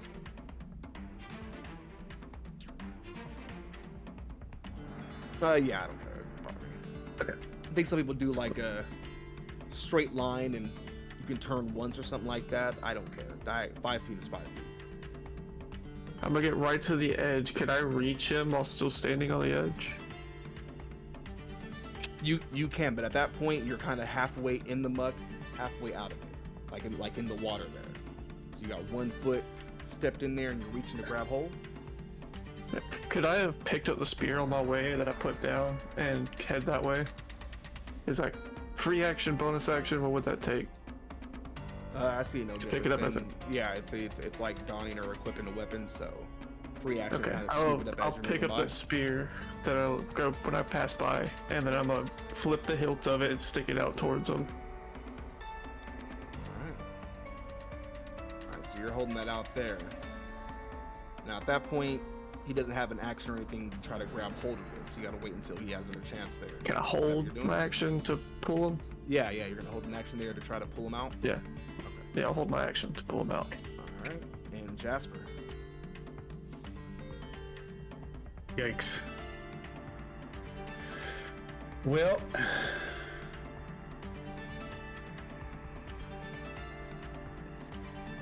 does it look like I might be able to, with the pointy end of my war pick, does it look like I might be able to sever the spear that's sticking into Finvar? You're trying to think of a way to sever the spear. So from where you're at, the line there, again, it's a thin line of rope kind of running down into the water there. I mean, being extremely gracious about it, I would say you can attempt a shot. It's going to have a pretty, given the line of sight, given the size of the rope, a pretty high I'd have to run up and swing. Yeah, so if you kind of try to reposition yourself to get a better shot of it, then you'll probably still have a higher line of sight, but it won't be disadvantage. Okay. One other question: how deep is Finbar in? How deep is the water?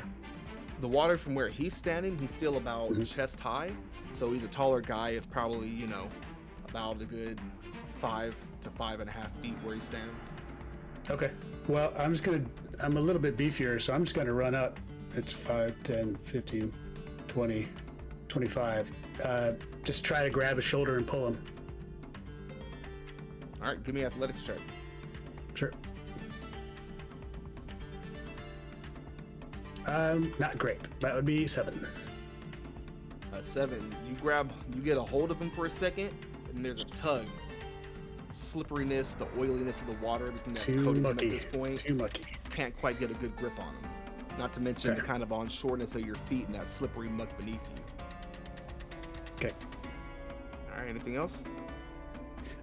Nope. Sorry, Ragnar, to abandon you with that last one. All good. One under. That's it for me. Ragnar. Yeah, you said that line is basically underwater, so I wouldn't have even been able to see it to try to aim for that line. That's on Finbar, right? Yeah, from where you're standing, Yeah. you know, unless you kind of head that way and get a peek of it, then you wouldn't really even see it. You just see him getting pulled that way. You might have an idea for it, considering that you've seen them keep on trying to kind of fish for you guys. So you might have an idea about what's happening, but not necessarily that you saw it. No worries. So I'm going to hold on a little. Ragnar's seeing that situation, seeing that hopefully it's going to get taken care of. Finbar will be fine. Is going to turn around, and as he does so, take his hand over his scimitar and take off the green flame, and then try and lob it at the one that he has hex, as I'm going to cast Firebolts. Oh, okay.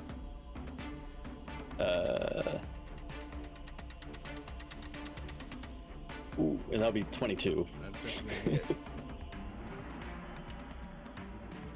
All right, it's gonna be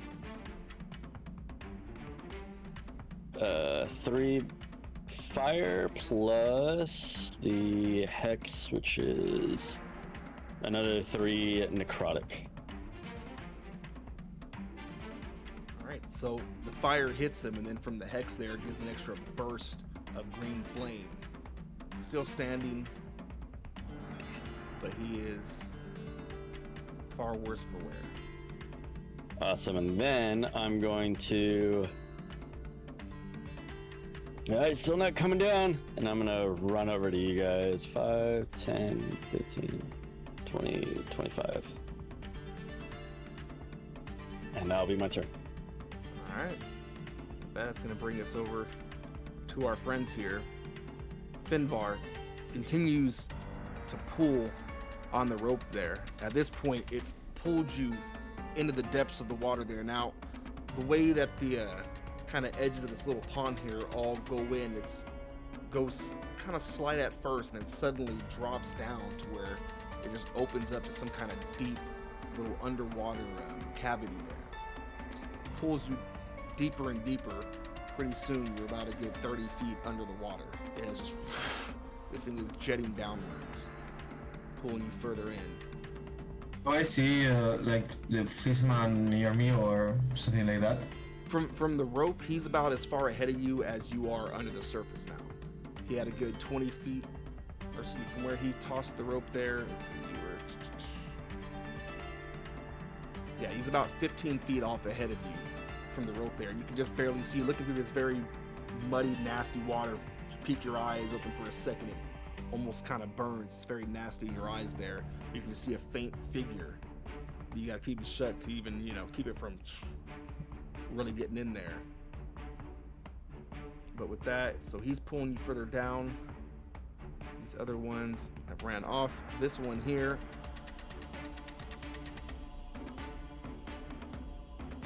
he's gonna leap his way into that water as well.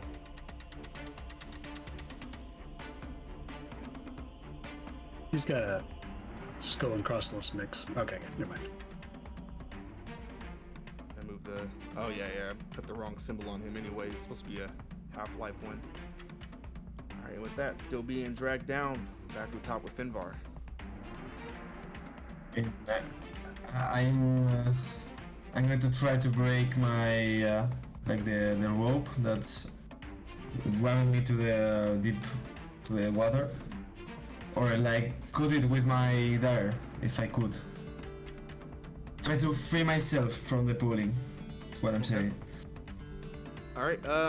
So are you trying to pull the spear out, or are you trying to cut at the rope itself? I'm trying to cut at the rope with one of my daggers, like holding the spear and with the other hand cutting the rope. Okay. All right. So give me an attack roll. It is going to be, again, as you are blinded as you're pulled through this muck. You're only able to get blurry images every so often when you peek through your tightly sealed eyelids there. So it is going to be with disadvantage. It's going to be neutral because I'm going to use one of my lucky points All right. in this. I'm going to swing at the rope.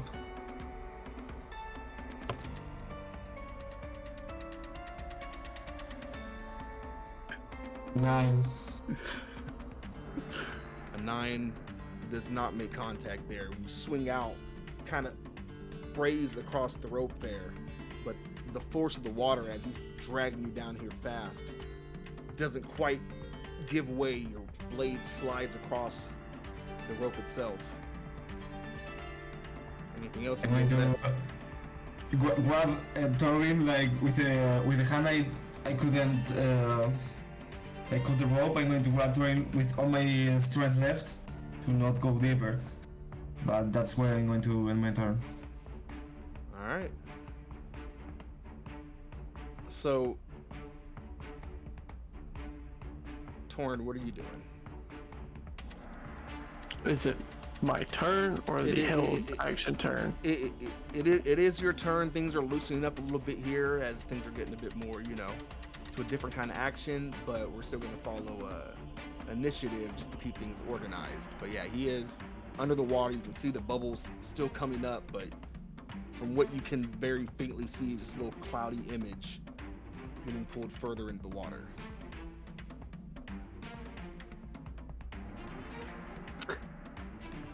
So he's about 30 feet away from where you stand. Yeah.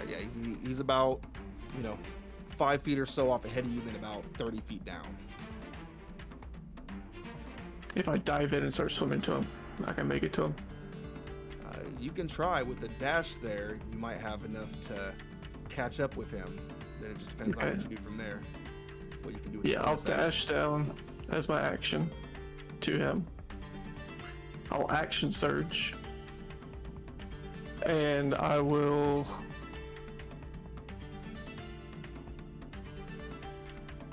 I'll cut the rope. You're gonna try to cut the rope or pull the spear? Cut the rope.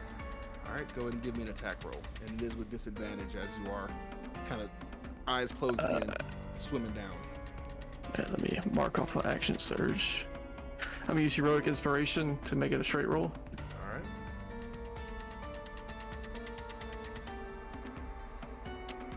And let's... That is a 24. Okay.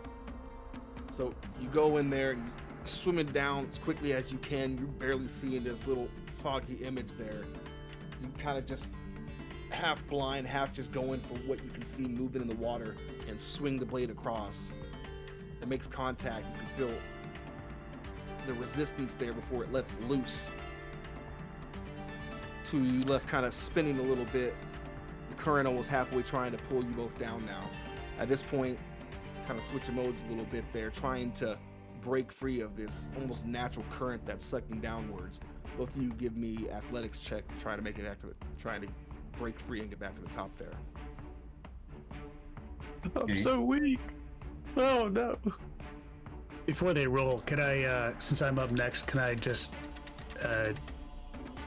wade in a little bit further and help him? Maybe give him advantage? Yeah, do you have something, anything you could use to guide them, anything like that would offer them some help that way? Well, I've got... I don't think prestidigitation can do anything, and I wouldn't want a shocking grasp them. It might get them moving. What I can do is make a with prestidigitation, I can make a magic mark, which a color small marker symbol appear, so like a glowing symbol appear, so that they can see that glowing symbol through the murk and maybe guide them this way.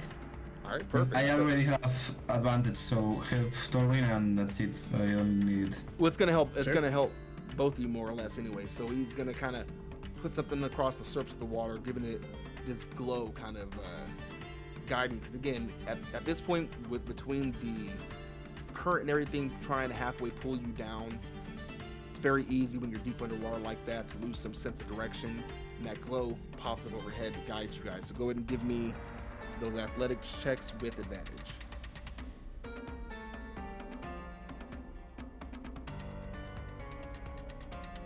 15. 15, all right.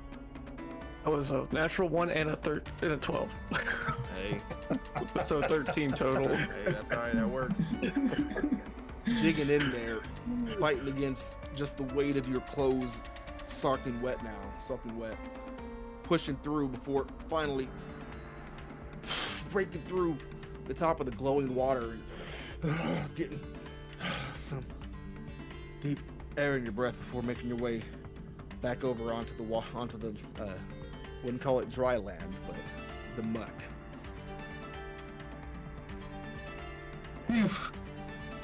I can't do water. Man, you've got to stop throwing away your weapons. I mean, look at this. I'm going to point out the spear, like, better than me. That's one more for me. One less for them. Yeah, the spear's like sticking in the ground next to me because I had it and I just stuck it in and dove in. And mine it's where's my spear? I don't remember what I throw it. I stuck it in the ground because Okay. I picked it up and I came to try to pull you out, but Okay. While those guys are catching their breath, I'll use prestidigitation a few more. Clean up the soiling on everyone's And clothing and armor. thank you. yeah, I'll do the same. Nice, Get the you other. guys all cleaned up because that muck, it's almost like a under the water. It's almost like a lava lamp where, aside from just the nasty water itself, there's little bubbles of that muck floating around in there. Cleans you guys all off. Gives you a second to catch your breath, and with that, it's gonna be a good spot for us to take our last break here real quick. So everybody, hit the restrooms, grab a drink. Again, we run these breaks. Try to every hour, but normally when we get a good break point there, just so that way if anybody hops in, if you're enjoying the game, you don't have to worry about interruptions from ads. We run those ourselves, so that way when we get back, get everything uninterrupted. So we will be right back. Let's get us some good in-between tunes there. Not so damn sad. All right, and we'll be right back, everybody. What is up, everybody? We are back. Gonna get right back to it. Bring in the group here, having survived some time over here on the muddy shores. Actually surviving. We were just chuckling because that's the first fight that Ragnar managed to, continue breathing, while two of our other players did their best to not do that anymore. I was like, we don't got our healer, gotta lock in. Alright, so you guys are on these still on the mucky shores. Just went through some combat there. Did some good damage to them, although took some nasty hits yourself before they retreated back into the waters they came out of. Now, the footsteps from the priest lead off further into the hills, and where they could have came from is beyond you. It can only be called mountains off in the distance. And what do you guys do? I want to. Well, first of all, let's take a look to see if any of those escaped fish people are planning to come back at all. Any indications of that? So, give me a perception check. Looking out for threats. 19. 19. So, looking around through the area that you're in, for a moment you see off in the distant pond there one of the fish head creatures kind of pop up looking out at you before sinking back into the water. Otherwise, no signs of it. Point it out. The one that I killed, I would like to first check it, and then also, was that one of the ones that had the nets? Yeah, one of the ones you killed was one of the ones on the floor there. Okay. I'm gonna check it for anything. Go ahead and give me investigation. Investigation. So a 19. Going over and checking over him now. He's wearing very tattered clothing, mostly just around the waist and everything. Looks like it may have been some other kind of fur pants at some point, but they're all torn and halfway molded over now. On him, he had the spear that he carried, as well as the net that was still gripped in his hand there. A number of different seashells, necklaces wrapped around it, ropes tied on tight. No real objects aside from what he carries, though, or what he's wearing. Okay. I'm gonna definitely take the net, spear, and the rope that's around him, and then look at the rest of the party. Hey, maybe we could set up a trap over one of these waters so we can take that rest. In case they try to jump back out, they get caught in this net. Oh, I like the idea. So you're setting up a trap over there, so everyone can kind of hunker down for a minute. Yeah. Let me get a survival check from you. And anyone helping me? Yeah, I'll help you out. Can I roll with advantage? Yeah, go and get advantage on that. Also, and the second one. There we go. All right, so between the two of you have a little bit of difficulty at first, but thankfully Jasper throwing a little insight, better way to go about it. Using the rope that you took off the creature along with the net, kind of use it to having to cut off some pieces of the rope there, but have the long lines connected to the rope, so it's kind of at the center where it's deepest. The net hangs open over there with ropes tied off to the edges of the shoreline to hold it in place. Right, that is all set up there, and then you guys are taking a short rest. Good question. Do I recognize these creatures as potentially Kuoto or something like that? Go ahead and give me a history check and see if you know anything about these things. My speciality. That would be 16. 16. So you have heard, not necessarily this exact name of Kuotoa, but you have heard of fish people.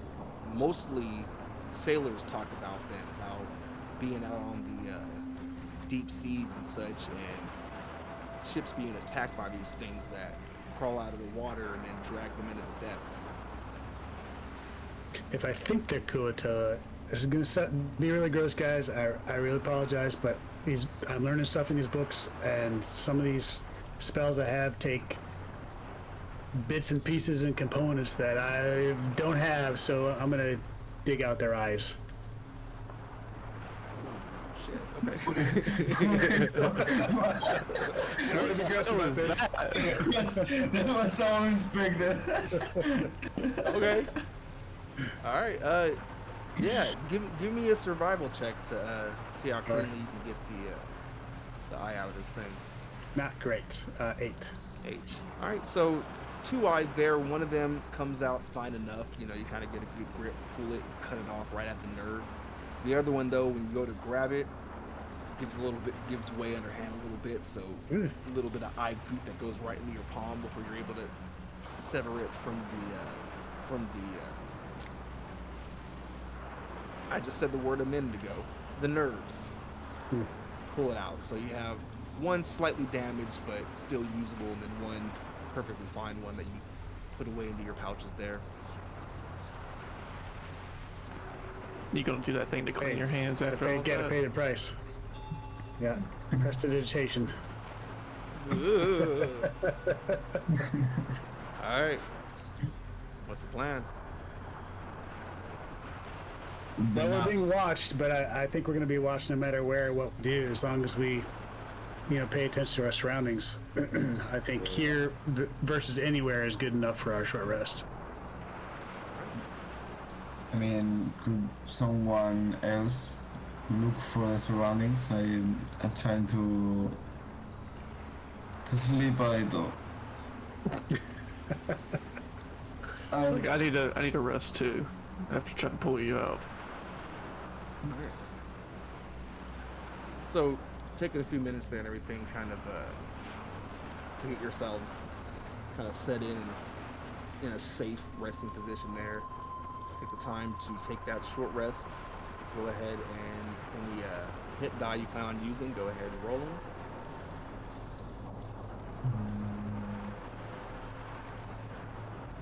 I'm rolling the 3. No.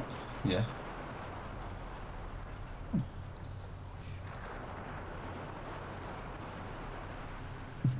Oh.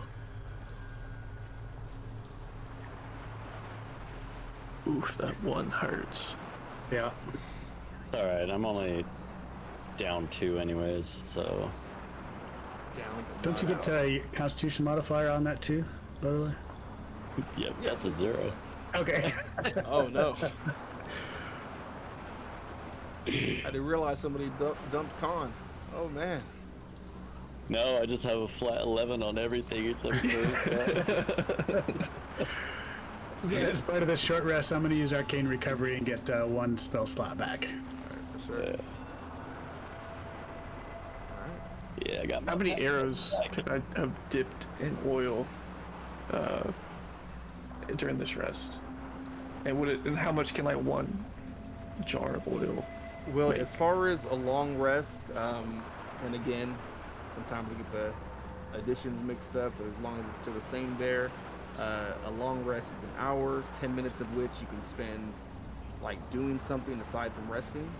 So if you spent 10 minutes sitting over there, from the time to wrap them up to the time to dip them and kind of set them out to dry and stuff like that, then I would say you could probably do, a full batch of 20 in that time. It's not really that much work to it if you have the rags and everything to do them all.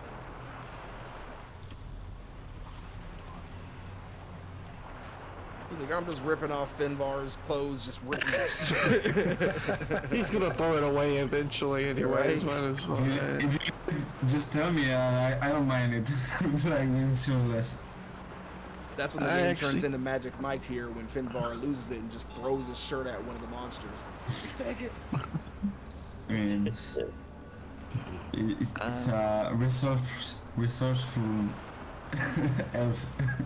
I have a 5-pound rope. Would that have worked? For it? Rope? Yeah, it's like says 5 pounds. So rope is a bit thicker. I would still Thicker. say that it's doable. Let me get a survival check from you to determine how many of those you can get done. That's a 9. And alright, so in that time, because the thing with the rope is it's a bit harder because you gotta make sure, like unlike the rags, you can just twirl it around and you're fine. The rope, you gotta make sure it's tight, that it's in the right spot to where it's not blocking the blade as well as not throwing off the balance too much. So you gotta pull like just a little bit on there. It takes a little bit longer to soak up the oils and everything. So in that time, you get about 5 of those. 5. Okay.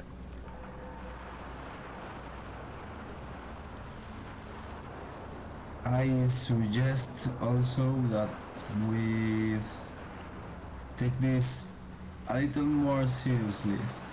I mean, I'm the one like going bold, but I did look at the ice last fight, so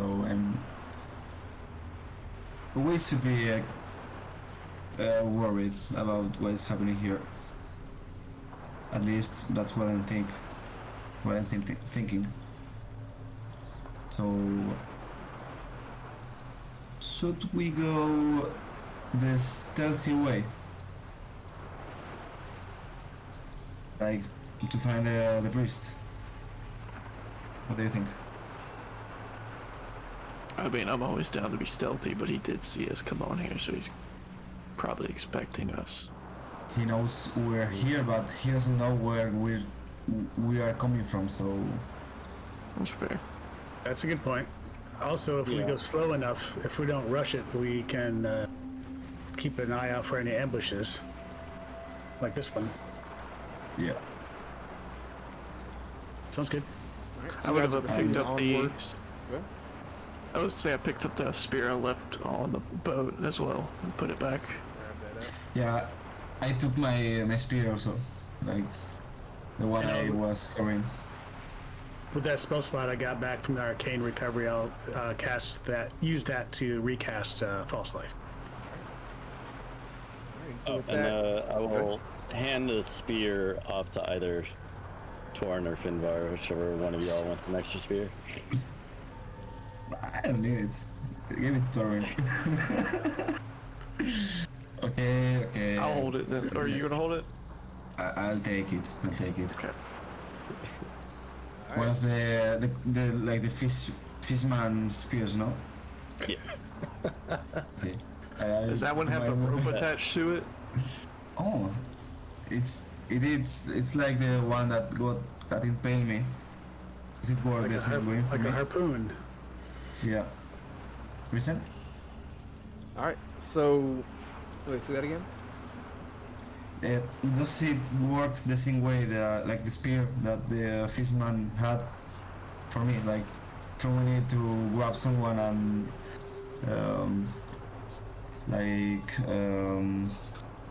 Yanking pull it him, pull him to me. As far as like if you tie a rope to your spear, I'm talking about the spear of the fishman. Does it have the rope like already attached to it or not? no. So the spear that would have floated back up to the top at this point there, because when Torin jumped in there and swam down and cut the rope, he cut the rope off. So there's No, I'm talking about the spear from the fishman that I killed. No, that one is just a spear. It is a full just spear, regular but it spear. doesn't have the rope tied off on it. Okay. Yeah. Because that was Enough one of the for guys. throwing. Yeah. All right, and so with that, keeping things at a stealthier pace there. Try not to be too obvious. Get proceeding onwards, not running, just kind of walking at a steady pace while keeping your eyes peeled for any more ambushes and such. Walk on for a good bit of time. With 45 minutes, an hour passes by, and it's just endless openness of just muck wasteland. As you guys come to an open, kind of circular patch of mud there, see some footsteps continuing onwards. A little path twists up to your side, just over a little ledge there where it kind of hills up. You can see this kind of hidden off, muck-choked section of sunken, just skeletal stone towns. Walls rise barely above its black muck. It's overgrown with unnatural reeds and bioluminescent bulbs. Buildings that you can see from there, they have no roofs, just these jagged remnants of what used to be. And it's calm for a second, and this little flicker of this kind of reddish pinkish light come from there.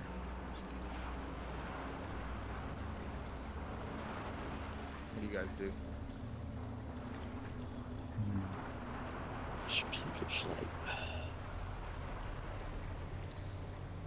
Oh, like it clearly is like an inside area, right? Yeah, it kind of rises up. You can't see fully what's in there, just the outlines of this sunken town here, wherever it came from. It doesn't look like anything that's a part of the environment here, except for what's grown over it. It's as if a chunk of some land somewhere is just kind of sitting inside of this muck island. It's higher up, so you can't fully see everything, except this faint little glow that flickers there from time to time. There were some stone arches and rises on the shore where we landed. Are there any of those around here that, even from a distance, so it might be able to get some elevation to look in? To look in, so looking around there from where it slopes up, there is another side where it kind of curves around that slope a little bit higher. It doesn't look like it's super elevated there. It maybe goes up another 10 feet from the highest kind of rooftop you can see from there, but it does elevate a little bit. Hey, if anyone's got sharp eyes, I know it's a ways away, but we might be able to catch something up on that elevated terrain over there. I'll go take a peek at this town. I mean, how did this get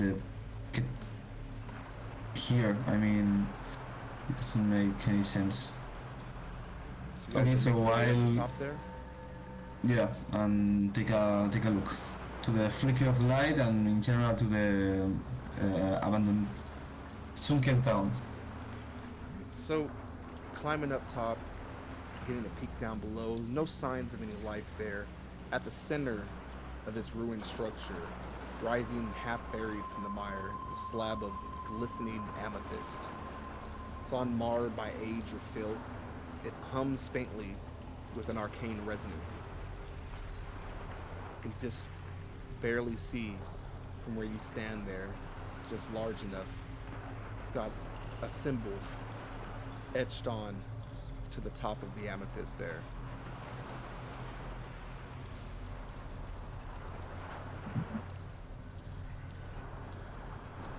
I need to get down to the group and hey guys, I saw something but doesn't, I mean, it's like a gemstone, like a really big amethyst, purple and thick, but it has I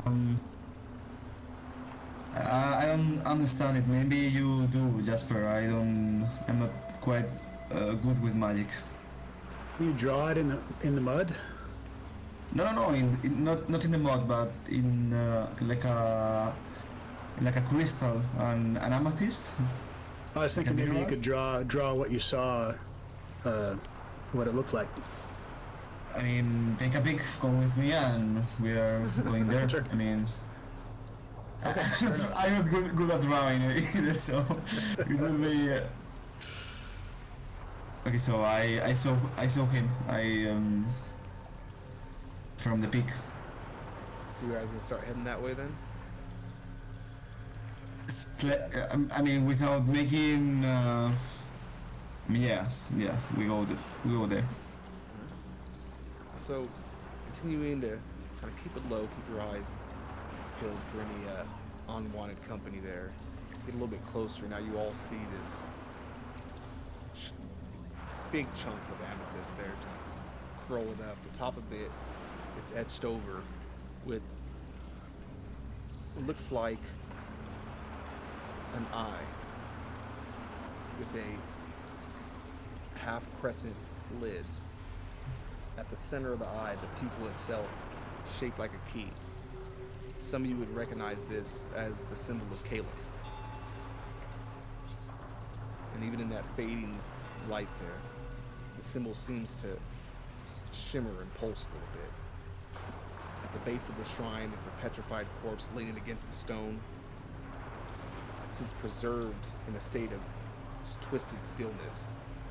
Robes rotted away, but a single ring on his finger gleams, impossibly polished despite all the grime.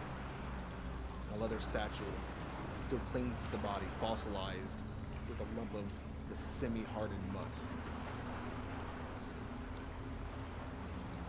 Yeah. So, Ragnar, do you see anything? You said symbol of what? Was it the symbol of? The symbol of Caleb. It's kind of a lesser god. I exchange glances with Torin. Looks familiar. This is mighty odd. You said the ring was turned to stone, or was it? No, the ring on the corpse's finger is pristine. It looks as if, somebody went, bought it right out the shop, polished it up, and then came and threw it on his body. You guys think we should pull it off? Well, Ragnar, I was wondering if you could see any signs of arcane energy around before we approach too close. Absolutely. I'm gonna cast detect magic. It is still a ritual as well, right? I believe so. Or You can cast it if you want. Yes.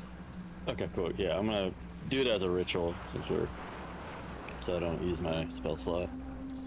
So, you detect, first off, magic coming off the ring from inside the satchel.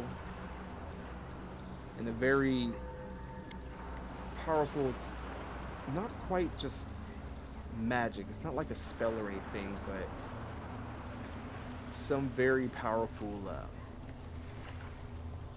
divine arcane energy coming off of the amethyst. And I'll say exactly that. It's divine magic.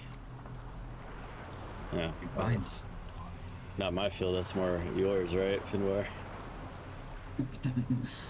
Nope. Does No. the statue, does it look like it tried to maybe touch the amethyst? Like it was pointed out, or? So the way it's sitting, give me an investigation check.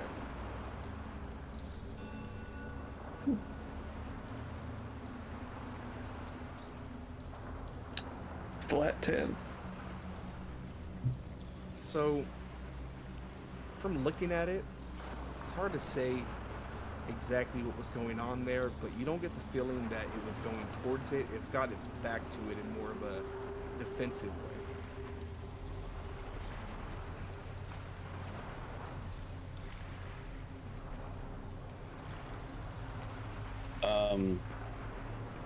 Are we down? We're down there in front of this, or we're still Yeah, up you on that? all are currently standing out kind of around the corpse in front of Okay. the amethyst.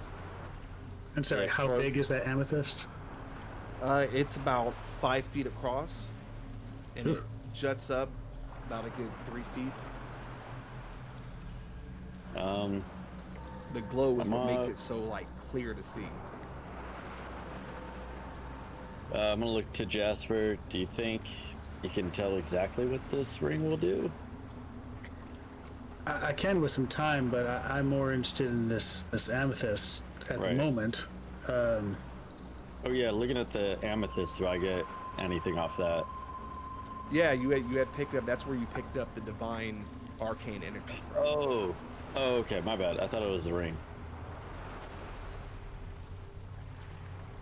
So, what did you see? Or not? The amethyst is, I don't know, maybe something for this deity. This, point to the symbol. So my memory is trigger.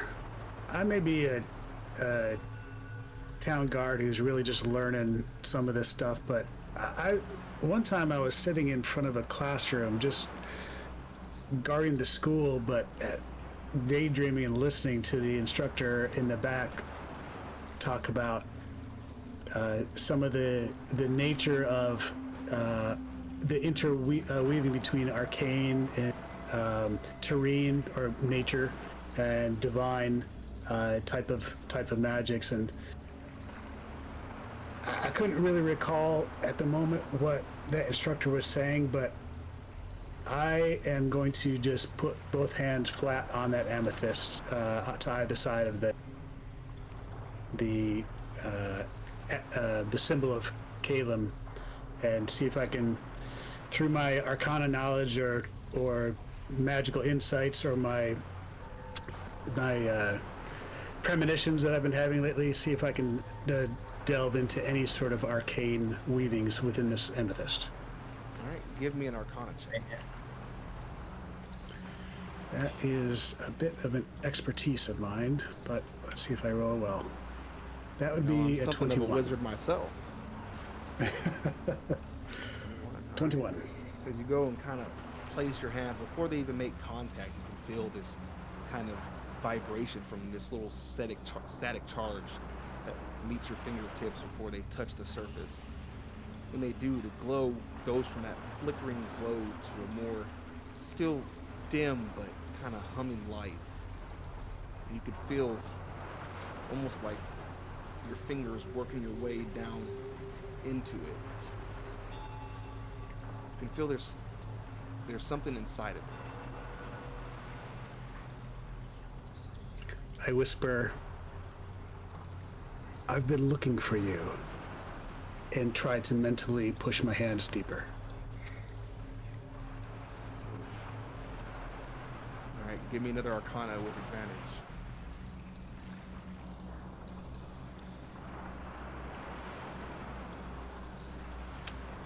One.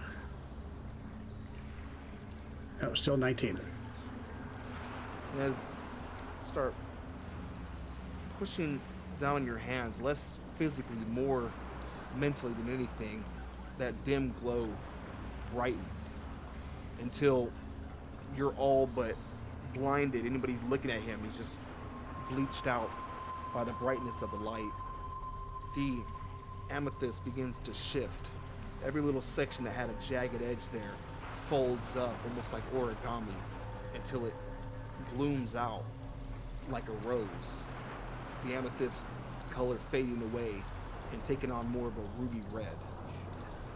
At the center of the bud comes up and a scroll sits up in the middle of it, held up by two little, it's like tendrils that come out of the center of the flower.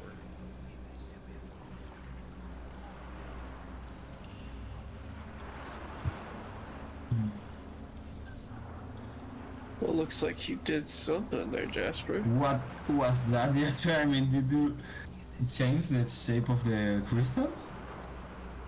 Look skyward for just a moment, and then look at the desiccated body guarding the crystal. Take a deep breath and grab the scroll. When you grab it, it starts to open up. You can feel it unwinding in your hand, almost like a spring coming undone. The scroll itself opens up. You hear a faint voice whisper. A voice that almost sounds like a deep one with a number of softer voices overlapping it. It says, focus. The seeker or the watcher. As the scroll continues to unfurl, your vision clouds and your thoughts are drawn inward. You see the priest, surrounded in an endless void, weightless, still. Around him, darkness stretches in all directions. But something stirs. There's a presence watching from the shadow, vast and patient. And there, a point of deep blackness, darker than the void itself. Where do you turn your gaze?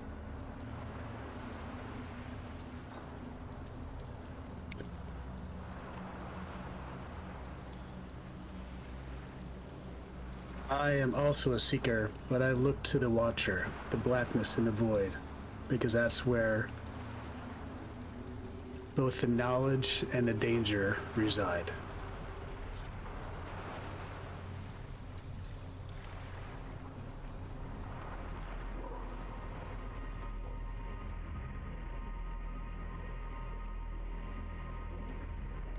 So, as you continue looking on there, the priest stands in the black void, You can feel the presence. It's ancient, intelligent, hungry. A spot of somehow deeper darkness draws your eye. In a blink, suddenly you see from the eyes of this watcher. From above, thousands of massive, tadpole-like creatures fall from the skies and strike the seas. Fog and shadow spread from their impact points. Time shifts. You see a vast empire built by enslaved races, constructing temples and cities of just unknowable geometry. And then, somewhere at a distant point, a patch of green, life, starts to spread. And the vision snaps to a battle in a cavern. You are fighting the legendary Ragvar Greenhand.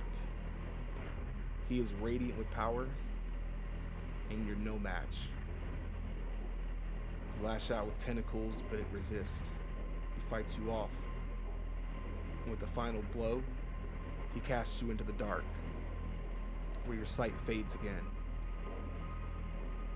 Then, much time later, you awaken. You remember everything.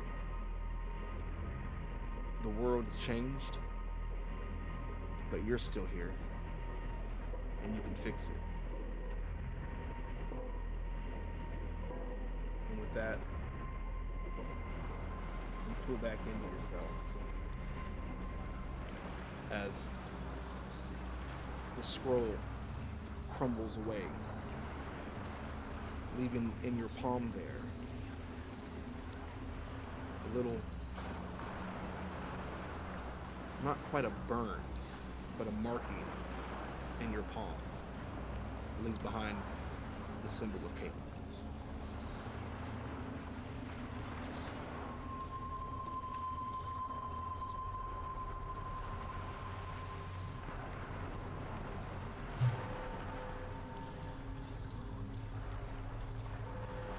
I've been holding my breath the whole time I've been grasping the scroll. And as I come out of it,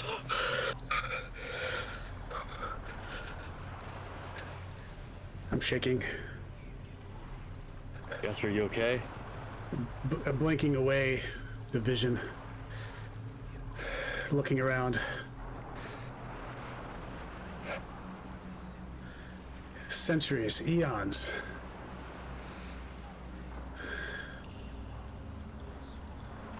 There's something in the dark. There's something, a blackness from the void, deeper than the blackness that has come awake again. And I saw it. I need to process what I just saw, but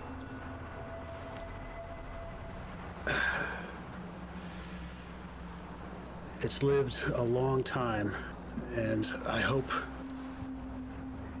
we're up to the task. The priest seeks it as well, but he's close. He's very near.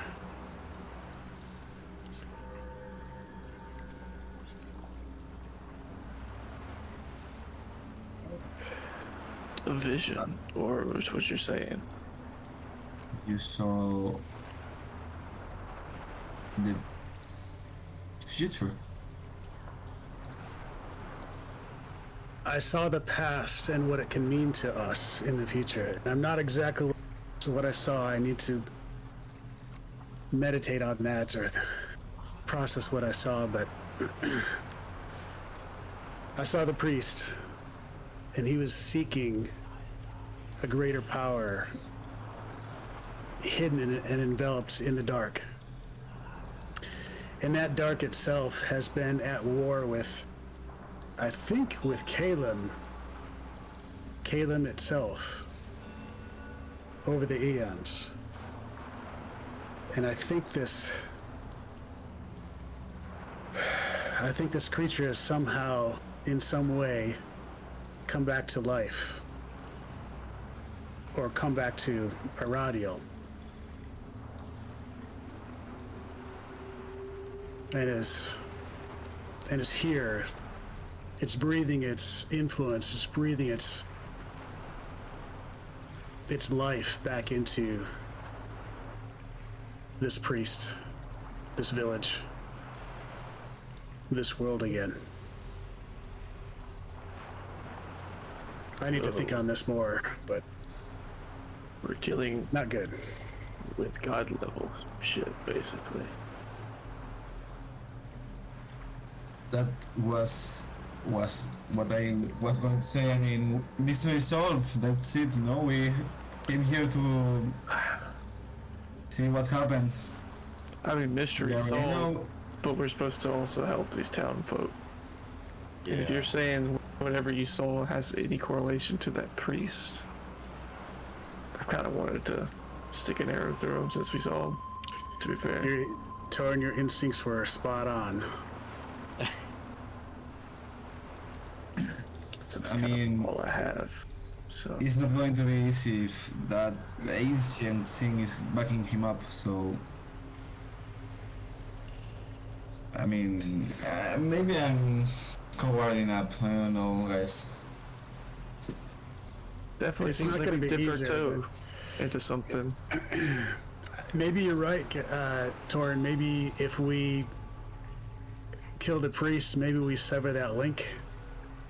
This That he was seeking? being that I felt wake up in the dark.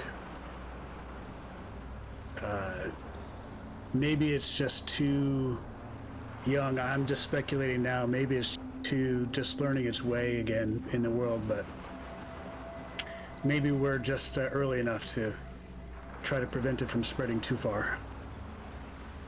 So it's what we're going to try to solve is against Caleb, correct? Is what you're aspartating from what you saw? I think so. I'm gonna be honest with you. If it's related to Caleb, you know who can't find out about it. I know. But on the bright side, you found one here. That's what I was looking for. And what about this? And I point to the dead. I'm gonna assume priest of Caleb on the floor with the ring. Well, he won't be needing this anymore, and I just pull the ring off. Yeah. And it comes off with a unexpectedly slimy crunch. Breaks off the joint just below the ring there. Snaps right up. The ring kind of topples down into your hand. Like Saruman with the one ring, kind of. That, but gooier. Yeah. Oh, he's got 9 more if he does end up coming back, so I think he'll be okay. Ragnar, have you looked in the satchel yet? No, that's literally what I was gonna do, and I'm gonna look into that satchel. I wanted to make sure it was safe, and knowing that this guy was protecting Caleb, that sounds like might be a safe thing to check his satchel now. So the satchel itself is mucked over with this mud. It's dried to this kind of almost clay-like, like hard, clay pottery. You gotta almost bash through a little bit to open it up. And inside of there, it's got a strange little fan with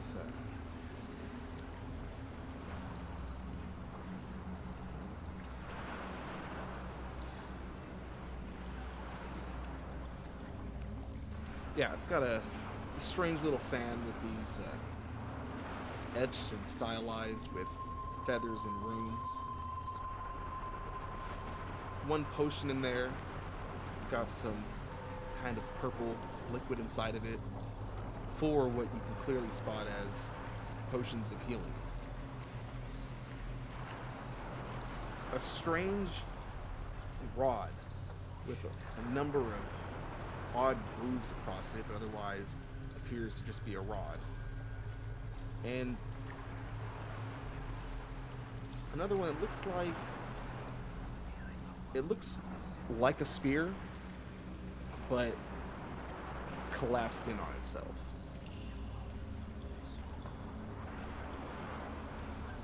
Yeah, I'll pull those items out. You guys think one of these potions for each of us at least? How many are there? 4 potions of healing. And then I pull up the other potion with the purple or whatever stuff. I don't know what this is, but Could any of y'all do anything to maybe figure out what any of this is? Then I hold up the gooey finger and just kind of wiggle it. I could, with an hour, I could identify all of these items, but I'm not certain we have the time now. Unless you want to take the time, I think that it's up to you guys. But I can take an hour to figure out what and identify each one of those items. Unless we want to pursue the priest now. Well, maybe not now. I mean, we're still missing Ira. I mean, I don't even know if he's here. May have stayed back. Probably went and hung out with Aaron.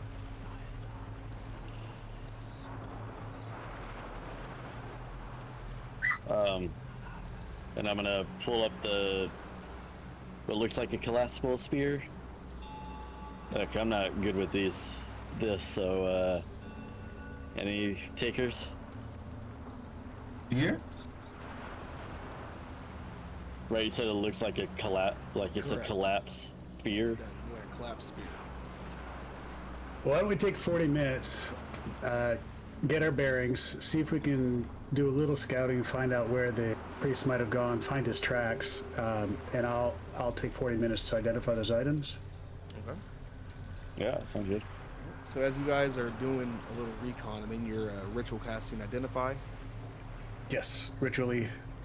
On the purple potion, the strange rod, the ring, and the collapsed spear. All right. So the purple potion is it's a potion of comprehension. The fan it's a wind fan. So that allows you to cast a gust.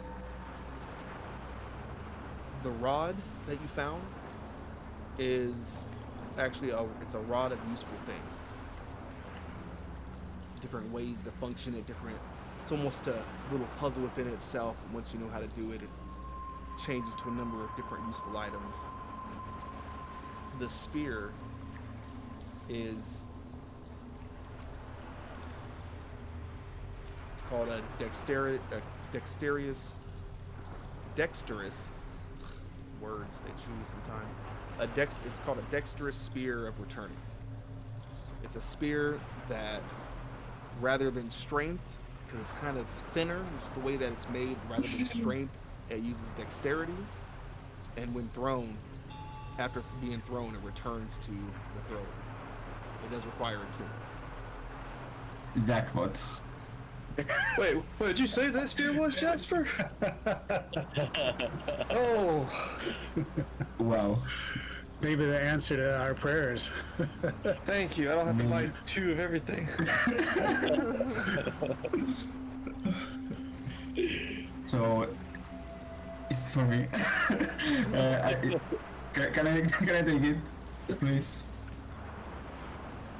Sure. I'm sorry. Was there a ring? Did I miss that? Was there a ring?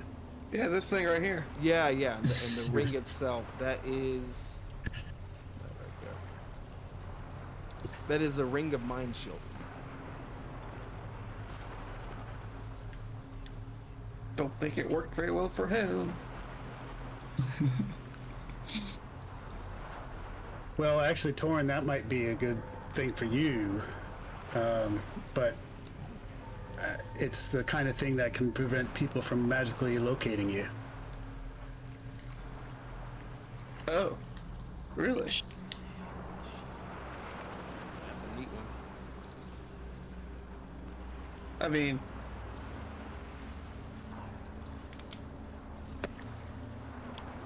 kind of just he's trying to gather it a little bit. It's kind of like him trying to hide from his past is like this thing can prevent it, kind of. Yes. So basically, it prevents other telepaths and people from being able to read your thoughts.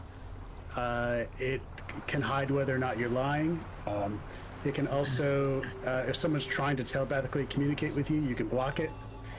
You can also,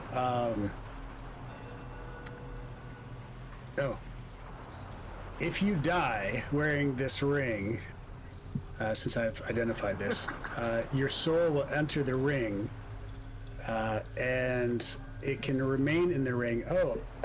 This my identify spell. Did it identify whether or not the soul in the ring? Identify did not reveal that, but you all have not interacted with it so far. So Okay. far, nothing has spoken up. Fair. Well, I don't know if there's a soul in here, but if you die while you wear this ring, your soul can remain in the ring or depart for the afterlife. It's up to your soul. So I can haunt you guys for the rest of your lives if I die. Yep. I put it on. If it's okay with everybody. I put it on. Without asking. Can you clean it up though? It's a little goopy still. Torin, the friendly ghost. It'll be instead of I'm gonna be Casper with Jasper.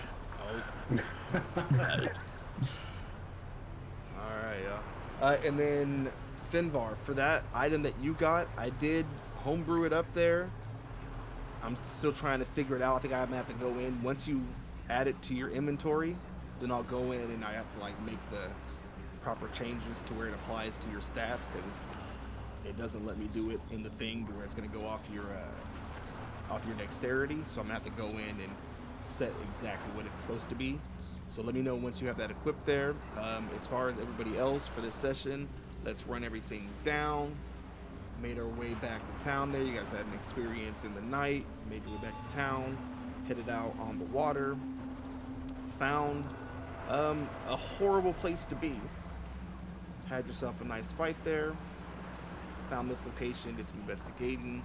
Had some more visions. So exploration wise, I'm going to give you guys 250 for the session. And then combat wise, you're gonna get another 150 for the combat. Or might be. I definitely did that math wrong, but I'm gonna give it to you guys anyways. It's gonna be a reminder for Ira to be here next week. Look what So you what's missed. the total again? Total is gonna be, what did I say, 250 and 150, so a total of 400 XP. 400, yeah. Oh yeah.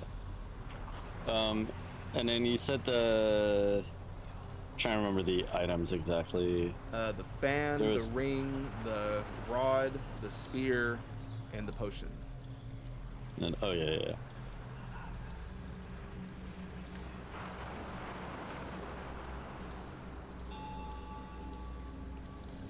Did you say that there's a book inside the satchel or no book? No book that was inside of there. Okay. There are Got other it. buildings in the area there, so you never know. Or depending on if you guys are moving on next session. Either way, Sounds good. we will see. All right, but that is going to be Great. it for tonight. Thank you, everybody. Thanks everybody who came through and hung out. Hope you enjoyed it. Missing one player down, but still managed to be a pretty tense one, I think. I creeped myself out a couple times there. Whew, Lord. But, yeah, so we'll pick it up next week. Again, the way that we do everything here, we are here live every Monday night from 4 to 7-ish, and that's Pacific time. I do post these over on YouTube as well. Those go up every Saturday, so that way Saturday you can catch up just in time to catch the next episode. So if you check that out. I'm also over on TikTok where I post random BS over there, kind of tips and stuff. And then you can also find my Instagram. That's a bit more personal, just kind of whatever I happen to be up to and whatever catch my interest that day. Otherwise, thank you so much. And yeah, peace out. Let's give y'all some tunes to go out on, actually. Hey. I always forget. do this part. This is a problem. We're doing things. Okay. I gotta start getting better at finding someone for us to raid. We gotta show all the love. I know we ain't got a ton of people in here, Yeah. but it don't matter. I was trying to find. The hardest part these days is finding where it is English, because I want to watch too. And if I can't understand you, then I can't watch. That's what I do after I finish a session. I click over and see who's going on. I was trying to find cool friends. Let's see. Twin Tails. English. Yeah, that'll work. Alright, Cam, he's just back here. I don't know who that was, but hello.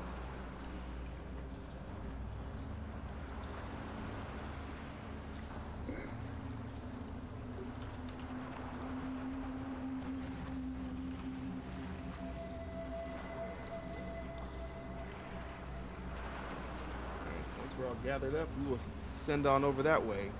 Yeah, again, thank you everybody. Hope you had fun tonight. And 2 seconds down, I'm launching them over, and here we go. Peace.